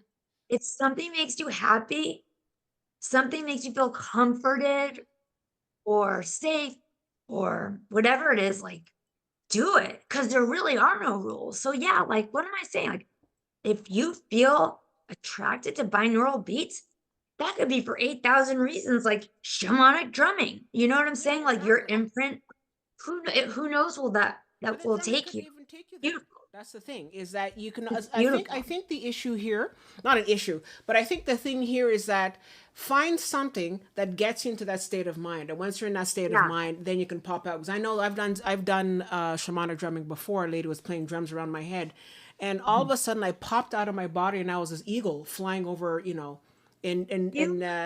was in That's one of your Arizona. totems. I was in Sedona, Arizona, and I was an eagle and I was flying around. It was very bizarre. And she was like bum bum bum just playing with the drums. And I didn't even want to. I mean, not that I didn't, but I was Like just sort of like, oh, that's kind of part of cool. you, no part of like your essence knows that. Mm-hmm. It already like it's living that elsewhere. Yeah. Like, you know what I'm saying? It's like, and that resonance was like, oh, I know this. Let me hang on out. You know Yeah. what I mean? Yeah. Yeah. And that's beautiful. I wonder if you have a natural connection to White Eagle too. Yeah. The master. He's one of my guides who I found through I play with everything. So like I've taken Reiki courses, I've taken everything, Mm-hmm. and I realized the Native American who would always come, I thought I always felt bad. I called him Fred. I mean, no one cares, right? It's like, Yeah. it was actually White Eagle. I thought he was a Native American who was like under my house. And I always felt so terrible. I'm like, oh my gosh, what have we done? Mm-hmm. But then while I was learning Reiki, he came and I was like, oh, and like that's so beautiful. Yeah. That's in essence remembering. It's like all just remembering. Mm-hmm. And Yeah, because we all have um this skill, like you said at the beginning. We all have this skill, and I think what's happening now is that we're remembering who we were, A, and B, we're remembering the skills because whereas someone like yourself, you're very lucky you're born and you're able to sort of pop your head in and out of the two different realities. Most people can't. So we can't because we've had the wool pull over our eyes. Our eyes are veiled. And so now we're learning to, and that's what a part of 2012 was about, is removing the veil from our eyes. That's a part of this whole yeah, thing. And so we're just because sort of peeking it's through. possible for absolutely anyone. Mm-hmm. I would say like the only thing that would make it not possible Mm-hmm. would be you Your doubts. and what you like your mindset. Yeah. Let's say Like if you're you somebody doubt who is it, like, it's not going that's to happen. impossible. Right. It's like, but one thing I will say to hopefully encourage everyone Mm-hmm. is that like with anything, whether it seems 3D or otherwise, you know, give yourself grace and patience and like I can't tell you how much stuff I've lived and done that I wouldn't I don't I have no idea what it was, you Mm-hmm. know? Mm-hmm. So if you are super interested in this, just trust that. Mm-hmm. Like you're super interested in it for a reason, you Yeah. know? And if you give it, I'm sorry, that's my like go to bed, Susan. Mm-hmm. Okay, but if you give your attention and your intention to what you are called to, everything will like fly under your wings with you because it's like what you are. Okay. Like, I'm not surprised at all that you seemingly went to a shamanic drum circle Yeah. and all of a sudden you were an eagle in Sedona. I'm like, yeah, Mm-hmm. that was resonance, Yeah. Yeah. you Yeah. know? Mm-hmm. And everyone has infinite versions of Mm-hmm. that in them. It's a matter of what did you put in your eighth chakra, you know, that you think, like, I'm going to take these expressions of mine and pack them in my backpack, my eighth soul star chakra, so that they're the most accessible. So you obviously, before incarnating, made sure that one of your Native American expressions Mm-hmm. was like easy access. You know Okay. what I mean? Yeah. So I wanted to sort of take time to just sort of quickly go through some of the comments. I know a lot of people have been saying some Yeah. interesting things. So they're not so much, I mean, maybe some questions, but we'll just quickly go through it. So I have Kelly Wacker saying astral travel is the same thing as when you have an out of body experience where your soul comes out during sleep paralysis. I have been able to astral travel since I was a little N here, visited many places. So thank you for sharing with us, Kelly. That's very true, Really and that cool. does happen to a lot of people. You know, where you're lucky. She mentioned sleep paralysis too, which Yeah. I'd like to ask her because a lot of people, and I've had sleep paralysis too. Mm-hmm. It's different than anything else. I don't know if you've found that, Kelly, but it's like it's very odd. Mm-hmm. I don't know if anyone else not has had that experience. Yeah. But you know what though? If you have any questions for Silver and you want to get in touch with her, you can reach her at the Rogue Yogi info at therogueyogi.com, right? Yeah. So people can get in Yes, touch with you. and also like come to our workshop, Yeah. practice that video. Like I will send you that video Mm-hmm. and it's like I have had people, I once had a guy friend of mine over. I had him crying after like 4 minutes. Um, and he's like a dude, you know what I'm saying? Yeah. Like this is like, I don't mean to say that, like, He's but a I mean, dude. he was like, oh my God, like, what did you do to me? And I was like, do anything. I'm like, I just like it was the video. I was Yeah. teaching him Mm-hmm. and he's like, what is you doing? I'm like, nothing. I'm like, use that.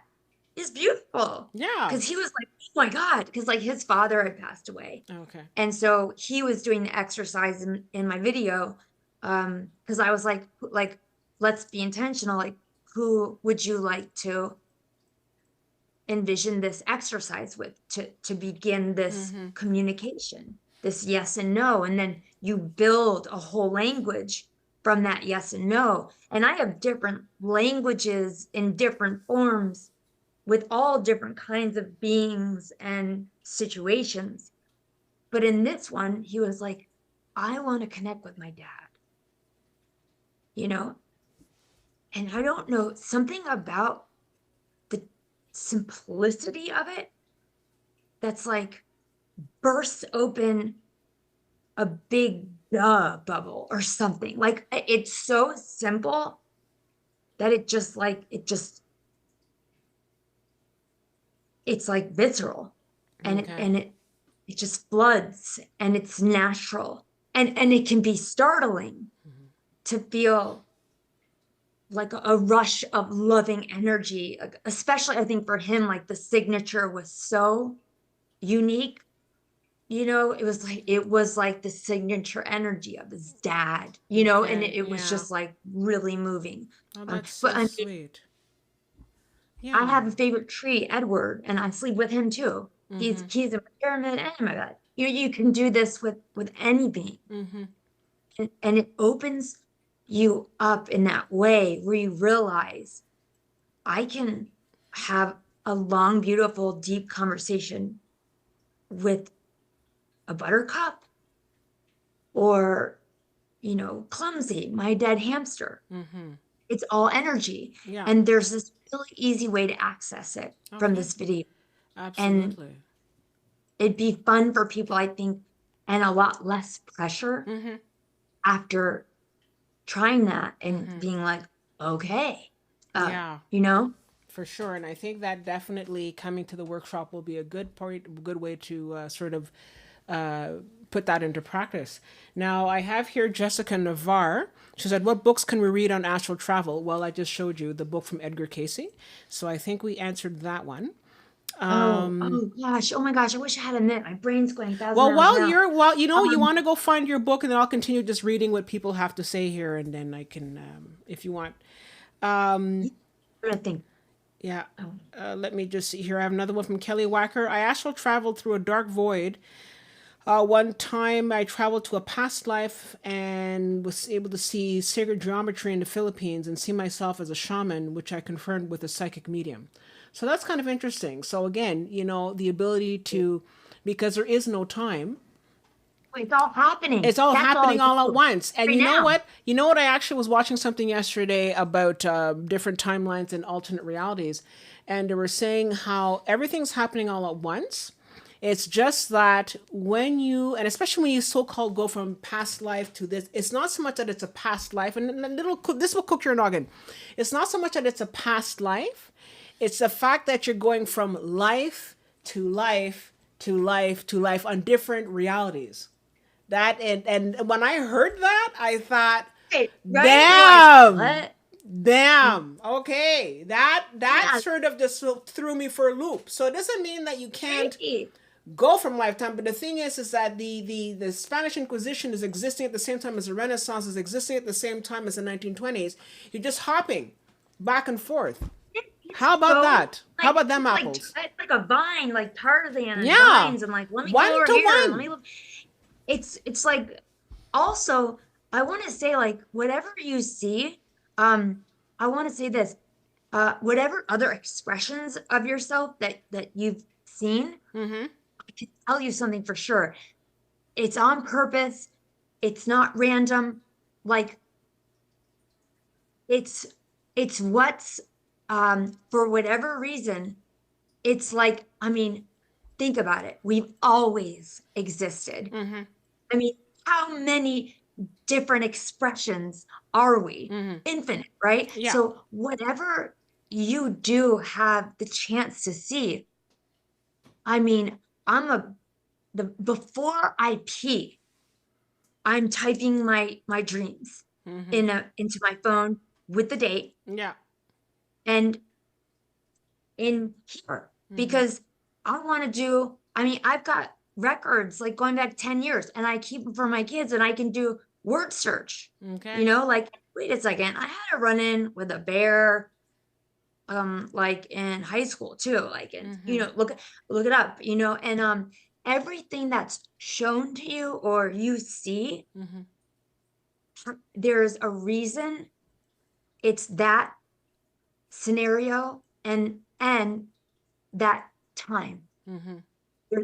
It's not random. Like you didn't have out somewhere random. Like it's all orchestrated Yeah. in this way that's like But at least you impossible can to have the explain. choice to jump into a particular, like when you're making the decision to come into another life, you can make the decision to jump into one existence as opposed to another. You know what I mean? Or Like, like what you said, like for mm-hmm. example, what happened to you in the shamanic journeying, Yeah.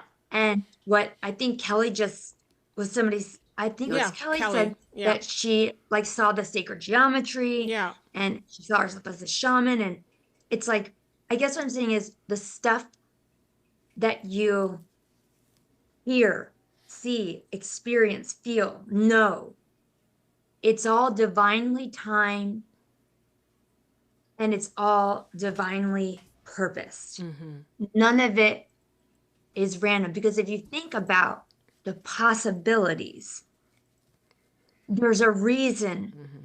Like the first past life I understood, I'm like, duh, of course that's the first one that I made sure in this expression.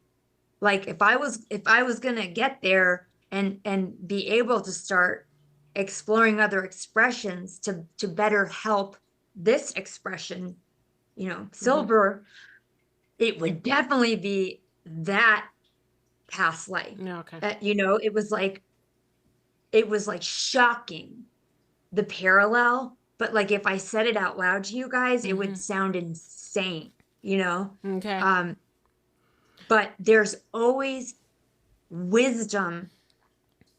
Like, what's that movie with Tom Hanks, like, and that like secret scroll thing or something? I don't know, but Mm-hmm. um Da Vinci Code. It's Okay. like nothing, there is nothing ever random. Mm-hmm. It just maybe we don't understand it yet. Okay. And I've had like very intense visions and travels to things that they don't necessarily come third dimensionally linearly. And so that's why I really encourage like anyone like who wrote in the comments, like Mm-hmm. your experiences, get them down on paper because they may not trigger Mm-hmm. something um 10 years from now. Okay. You know what I'm saying? Yeah. Yeah. Because the more fluid you get, the more fluid and multidimensional you receive. So it's like Okay. a really good habit to Wow. start banging down your dreams, banging down your Okay. visions, like banging down the phrases you hear. Okay. I've heard like even if it's light language and you're like you just try to like phonetically like describe the tone and the Mm-hmm. you know what I'm saying? It's Yeah. like Yeah. treat it like you are Indiana Jones because it is an adventure and Mm-hmm. it's so fun putting it together and co-creating all Mm-hmm. this stuff Mm-hmm. with your higher self. It Absolutely. really, it's so fun. It's fulfilling. And your special gift, whatever it Mm-hmm. is unique and is your most potent medicine to be of service. Yeah. It's like it's all so meaningful. You know what I mean? Yeah. And so joyful. Mm. I wish Yeah. we could talk about it more, Yeah, I know but we're kind of getting close to the end of time, so I know we're going to be going a little bit over, but I just wanted to sort of just quickly maybe have like a couple more comments from the chat, and maybe we just answer like a quick one sentence answer. So I have here Abigail saying, if a person were to experience a psychosis out of nowhere, how would you explain that as it relates to this topic? So I guess that if someone is going through a psychosis, mm, I'm not really sure how we would explain that one, is but that like the like kind of what I was saying? Like I had this dark night of the soul yeah, following the mm-hmm. split of my marriage where I literally Yeah. felt like I was going insane, all this stuff was happening and like that. I think That's so. to Yeah. me what But you know what though? I think it could also be a situation where if you are depending on where you are in your mental state and you are going through the dark night of the soul, because the dark night of the soul will break you apart and will put you back together again. And it's not breaking apart all the pieces that were you, that you up to that point were living a certain life. Like, Crystal version A is now broken and shattered, and I all like those it like pieces. divine surgery, you Exactly. know? But sometimes you come back together and you're like, oh, but it's that whole process of going through the dark night of the soul where you could be in a state of psychosis, but also if Oh you're yeah. negative and you're dark and where your head is at, you are going to attract some of those sort of unfortunate, some negative entities or some sort of negative, because you're seeing the darkness, right? Before the light. I don't know if Yeah. that sort of, you know what I mean? Yeah. I think I don't know because I'm like also a very big believer um of not shaming oneself. Like Yeah. almost died again. I'm like my last name is Dyer, and I'm like, okay, I get it. Yeah. I've died like they've told me anyway, I've died a lot. Yeah. I that Yeah. um and Uh, but I also believe in not shaming ourselves mhm. for not being able to do something. Like in 2022, when I almost died again, my mom said, well, why can't you meditate your way? I mean, like that's what you do. And I felt so much shame. So, and I was like, yeah, wait, like, why can't I? But that's why I'm like, that's why we have doctors too. Yeah. Cause like, you can only do what you can do when you Mhm. can do it. Yeah. Um, so I don't like separate, um, It psychosis into something that's like a bad or a good I or a see what you spiritual mean. or Yeah. medical. It's just an I take it all experience, from right? everyone. Yeah. Because I actually have another Common. comment here from Draconi 11. He says, "What about bad dreams?" And I think that it's just like anything else. Sometimes you go into, like, if you're flying around and you're going from place to place, maybe depending, you might actually just end up on a weird place. I don't know. Well, You know? we do when we're in our subtle bodies, we are, if you will, traveling as an energetic frequency. Mm-hmm. So the higher frequency you maintain Mm-hmm. in your everyday living and in your heart and in your mind, Mm-hmm. the the more love oriented all that stuff is, the less like I'm like, that's not a part of my life. Like if I have a bad dream, it is like young, I follow young. And I'm like, if I have a bad dream, I didn't like stumble mistakenly into some dark alley of astral traveling. I'm like, no, that's not me. I'm here for the light. Um, but bad dreams are like super awesome billboards for, hey, you are actually wrestling with something Oh, okay. Yeah, yeah. being symbolized Yeah, here. it's symbolic of something that you have to sort of, like, look at me. Here's Yeah, the, like, the not billboard. necessarily like You know. like I went somewhere scary and bad. It's like, whoa, whoa, whoa. I'm like a young guy. I'm like, Mm-hmm. dreams are like you can kind of tell, like, okay, that was a travel, Mm-hmm. that was I was helping another, and oh, this dream was like straight symbology for me. Like, Mm-hmm. yeah, Yeah. that's because I'm trying not to think about the thing I should be thinking about to actually get myself through it. If you follow Carl Jung, then definitely that's sort of the thing that you would be looking at. I have a beautiful comment here from Nev K again. Silver, you are a beautiful, blessed soul. Keep on rising up. That is so sweet. That's so sweet. Thank you so Sweet much. Thank you hearts, so much. hearts. Let me see what else we got. Kelly Wacker, yes, crystals help fill a room with good energy. So when you're talking about sleeping with the crystals, I feel that's good because crystals have a lot of energy. And I mean, look, I'm the weird one here, and crystals have an energy, but they also have a consciousness, a soul, as it were. Absolutely. And so the thing is that Huh. when you are connecting with your crystals and they're in bed with you and all that kind of stuff, you're having like a relationship. You know what I mean? Oh, So I don't see that as Nikola kind of like. Tesla literally says like crystals are living consciousness, Mm-hmm. and I find that some of my biggest crystals, like I have a can never say this word, Lemurian seed Mm-hmm. crystal that's like this big. that is like a direct microphone for the divine feminine, or like Sophia, or that figure. I have another,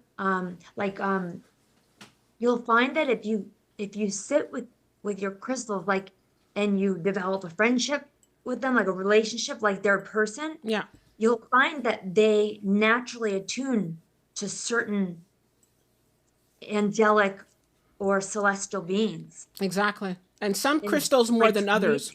There's some there, you know, you can actually find, I think there are like Lemurian crystals that you can actually find, but especially amethyst or even labradorite, that kind of thing. I think that can really sort of open you up. What else have I got? So I have here Harbador says, I also find it easiest to astral travel after about sleeping for about 5 hours. If you wake up, let self fall into alpha theta and you will leave your body, get as far away as you can, and you'll stabilize. I love that. Yeah. I forgot to say that. Thank you so much. One of the easiest ways, oh my God, this is like a duh, is to take, is to do it during the day, like a nap. There's something like, because a lot of times people we're so exhausted. If we try it at night, we just like splat into sleep. But if you're like taking a nap, um, in the day, if that's possible, or in the afternoon, or in the early evening after work, or on the weekend, take a nap. And then when you feel yourself waking up from that nap, you're not coming up from as deep as like when you go to sleep at night. And when you start waking up from a nap, or going into what's going to be a nap, you're already a little bit lighter and it's a little easier. So true. Okay. That is such a great point. Thank Wow, you. no problem. And I have a quick comment here. Vi says, "Where do we can where do you say we can find the video?" Well, Vi, if you write to Rogue Yogi, you can write to info@rogueyogi.com, and she'll send Yeah. you a copy of the video. I'll And email it to you then right away. yeah, and then you can also use that when we do the workshop in June as well. Yeah, and you'll have so much more fun too when we do that, Yeah, if you have tried that video already, because you'll already be like, oh yeah, yeah, I've you'll had be ready like, to go. You'll be I'm ready to go. ready. Yeah. Yeah. I have just a couple more comments, and then I think we'll call it a night. Was I mean, we've had so much to talk about, and it can be it's just we can go on all night. But I know we always do. We did I this know. last time. We were like, What are we doing? So I have here something from Hong William. He says, I have had sleep paralysis as well. There were times when I was awake, unable to move, but there is a sleep paralysis demon in the corner of the room looking at me, but I'm unable to move. It was rather unsettling. I think this goes back to our comments about, if there's any kind of negativity. But the thing is that if I understand correctly, when because I know when if people look at your original the last video that we did with you and we talked about some of the experiences that you were also seeing some things that were kind of unsettling as well. But that's what happens is because you have the vision now. Your eyes are not clouded.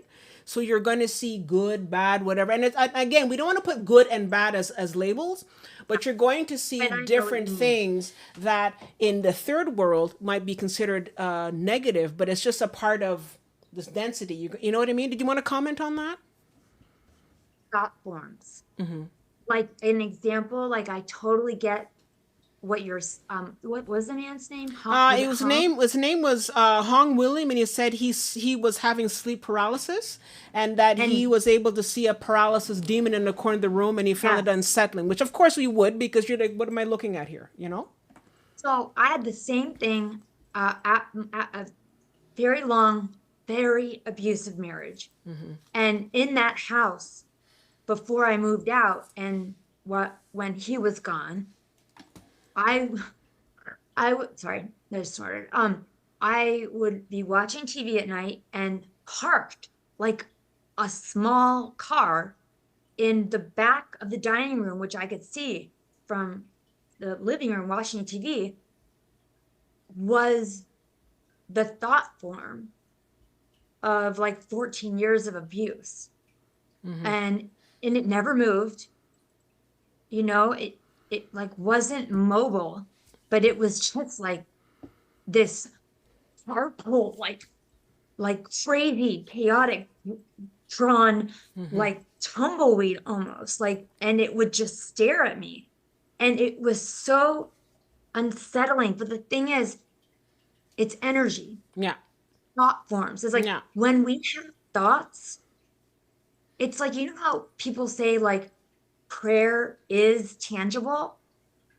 It's because you're putting intentional thoughts out there Yeah. that actually have effect. Mm. And so I get what you're saying, and that's accurate. We it's like having a thought is like taking a poop. It's like when you have a thought, like I can see you have a thought. It is energetically like a little poop comes out of your head. And it's cute. It doesn't look like poop. But to me, it looks like a little like poop. And like um But it's in a but way like it is a poop, you know. Where are we right. going with this? But like, I mean, in a way it is a But poop no, because it's negative, right? Well, again, not negative, but I mean, oh my gosh, it's no. the But dark, it's that it's a thing. It's aspect. got substance. You know, it's that If it's a substance, yeah, that's coming out of yes, you. It's a like because waste it's material that's energy. coming out, and And it's it's now building up. So you right. have a poop monster, as it were. And so all of a sudden, yeah, but the spots are cute. They're like little Poop sprouting poops. But like if that thought is of a certain vibration or frequency, frequency, if yeah, it's heavy, if it's yeah, spiritual, if it's, you know, then that blob of energy yeah, is there. exactly. And yeah, You know. but it's all energy. And we are sovereign. Like the little pinch of the unnameable that's being silver right now, right here Yeah. in this time space.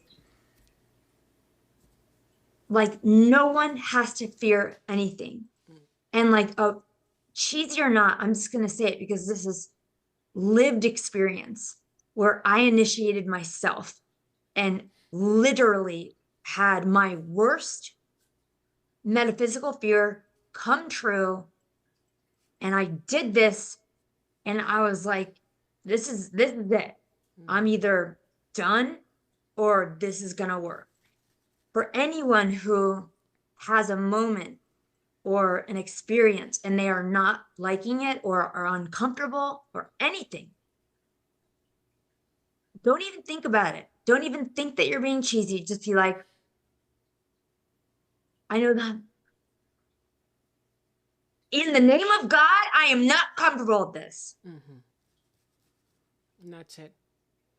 I'm not like, I know that sounds so cheesy, but like we are, there's no separation. Like I like apologize. I know this is probably too much, but like if I like ding my phone like mistakenly, you know, I'll be like, oh my God, I'm sorry. Because this is like more congealed than I am, piece of God. You know what I mean? If you actually looked at an atom and you blew it up to the size of the Empire State Building, the solid, the quote, solid part of an atom would be the size of a bumblebee. Yeah. And the rest of the Empire State would just be space. I mean, like we say we're in the physical dimension. We're like so not, you know what I mean? Yeah, no, like I mean when they say things like, the fact that your hand is solid is not really solid. It's the fact that, all the molecules are in such a way.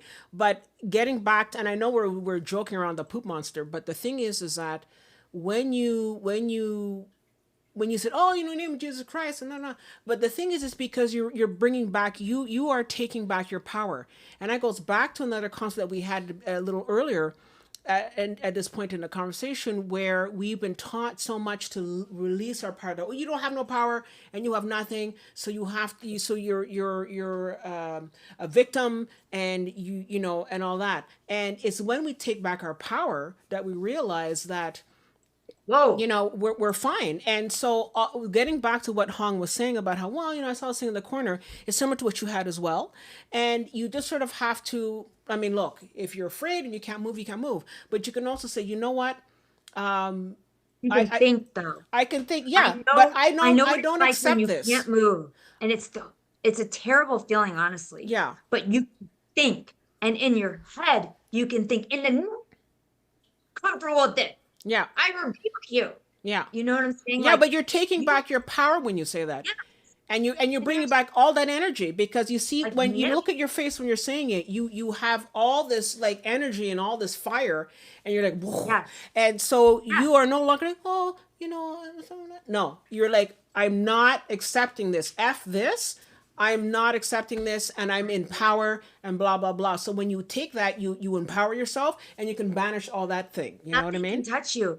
Like that was my biggest fear from being so afraid for decades.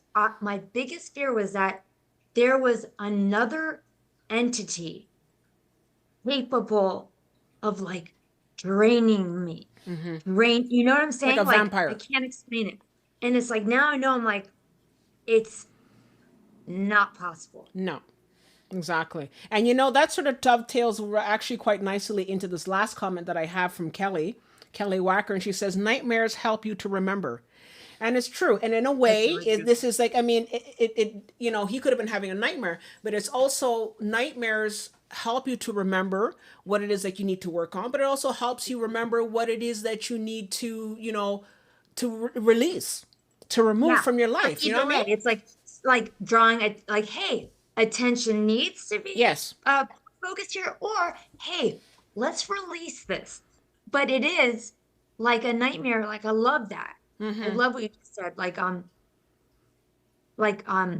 it's like they're all love letters Yeah. from to you. You just have to get accustomed to decoding them, you know, to glean what the message was, you Exactly. know. Yeah. Exactly. I love that. It's just I mean, because honestly, to me, I feel like everything is just a spectrum of remembering. Yeah. Like everything. Yeah. I know that So, sounds really weird, but yeah. because it's real. Like this is the not real. And we're trying to remember like who and what we really are. Yeah, exactly. Exactly. Often when people have a near death experience, they say it's like they've woken up from a dream and say, oh, so this was the dream. Real life, the life now Yeah, was the you're like, dream. whoa, this But is then when like you wake up and you backwards. go, Yeah. you're like, oh, this is, oh, okay, this is it, you know? Yeah. So that's what this is. But like, you know, though, where like I keep saying, where you're lucky is that you're able to sort of pop your head in and out of that. But we all have this ability to a certain degree, is to be able to go in and to, whereas you have it automatically, some of us just need to sort of work our way through it, and then we can, you know, sort of pop ourselves here and there, that sort of thing, you know? Anything can become habit. Yeah. You just like with any with guides or you know archangels I've never worked with or um it took me like a couple minutes once over there on the above fireplace a woman's head just popped up and I was like a balloon and I was like and she didn't say anything and I was like wait how am I supposed to know who you are and I had to sit there I was like and it like came to me but like I don't even know what my point was. Oh my God. Oh, I know. Because even though this is so natural and it's really like this process of remembering actually the truth, it's like if you're not used to trying to have a regular spiritual practice, just like, oh my God, please don't drive me to the gym. You know what I'm saying? It's like I will suck. I will be like panting after 20 seconds, but like all of this can be as natural as breathing. But if you're starting at a place where it's not, like with anything else, it takes Well, it takes time and like it takes I have to get practice. to know. Yeah, like I have to spend time with each of my crystals. I have to um channel, I've channeled almost all of my crystals to know what their purpose is and how we can work together. And with my guides, I treat all of my guides like they are humans with skin on them because that's how you form relationships.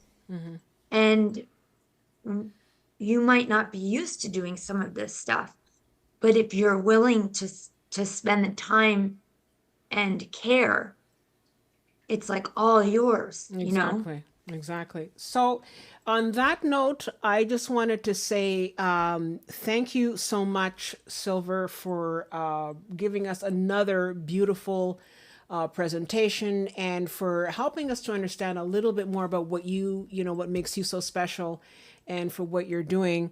And like we said, there's going to be a workshop coming up on June 25th. And if you want, it's going to be starting an hour early because we're going to need our time to get into it and to work on setting intention. Did you want to just give us a little bit of a little bit of information about this, just like a 2 minute introduction as to what this will be Oh, yeah. about? I'm so excited. Yeah. This is your idea. Was so, oh my God, got so excited. Yeah. We're gonna do a workshop and we're gonna spend the first bit of it.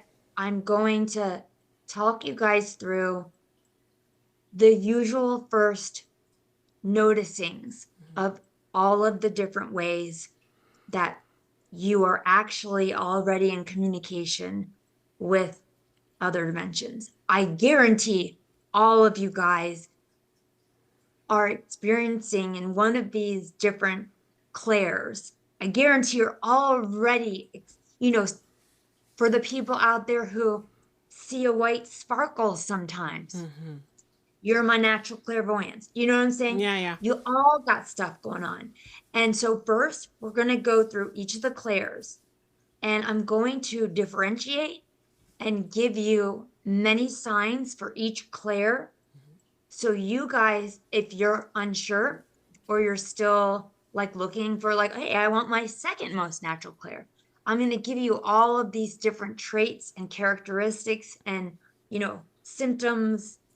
Well, that's not the right word, whatever. But all of the noticings that would lean toward this being a natural clair for you. Okay.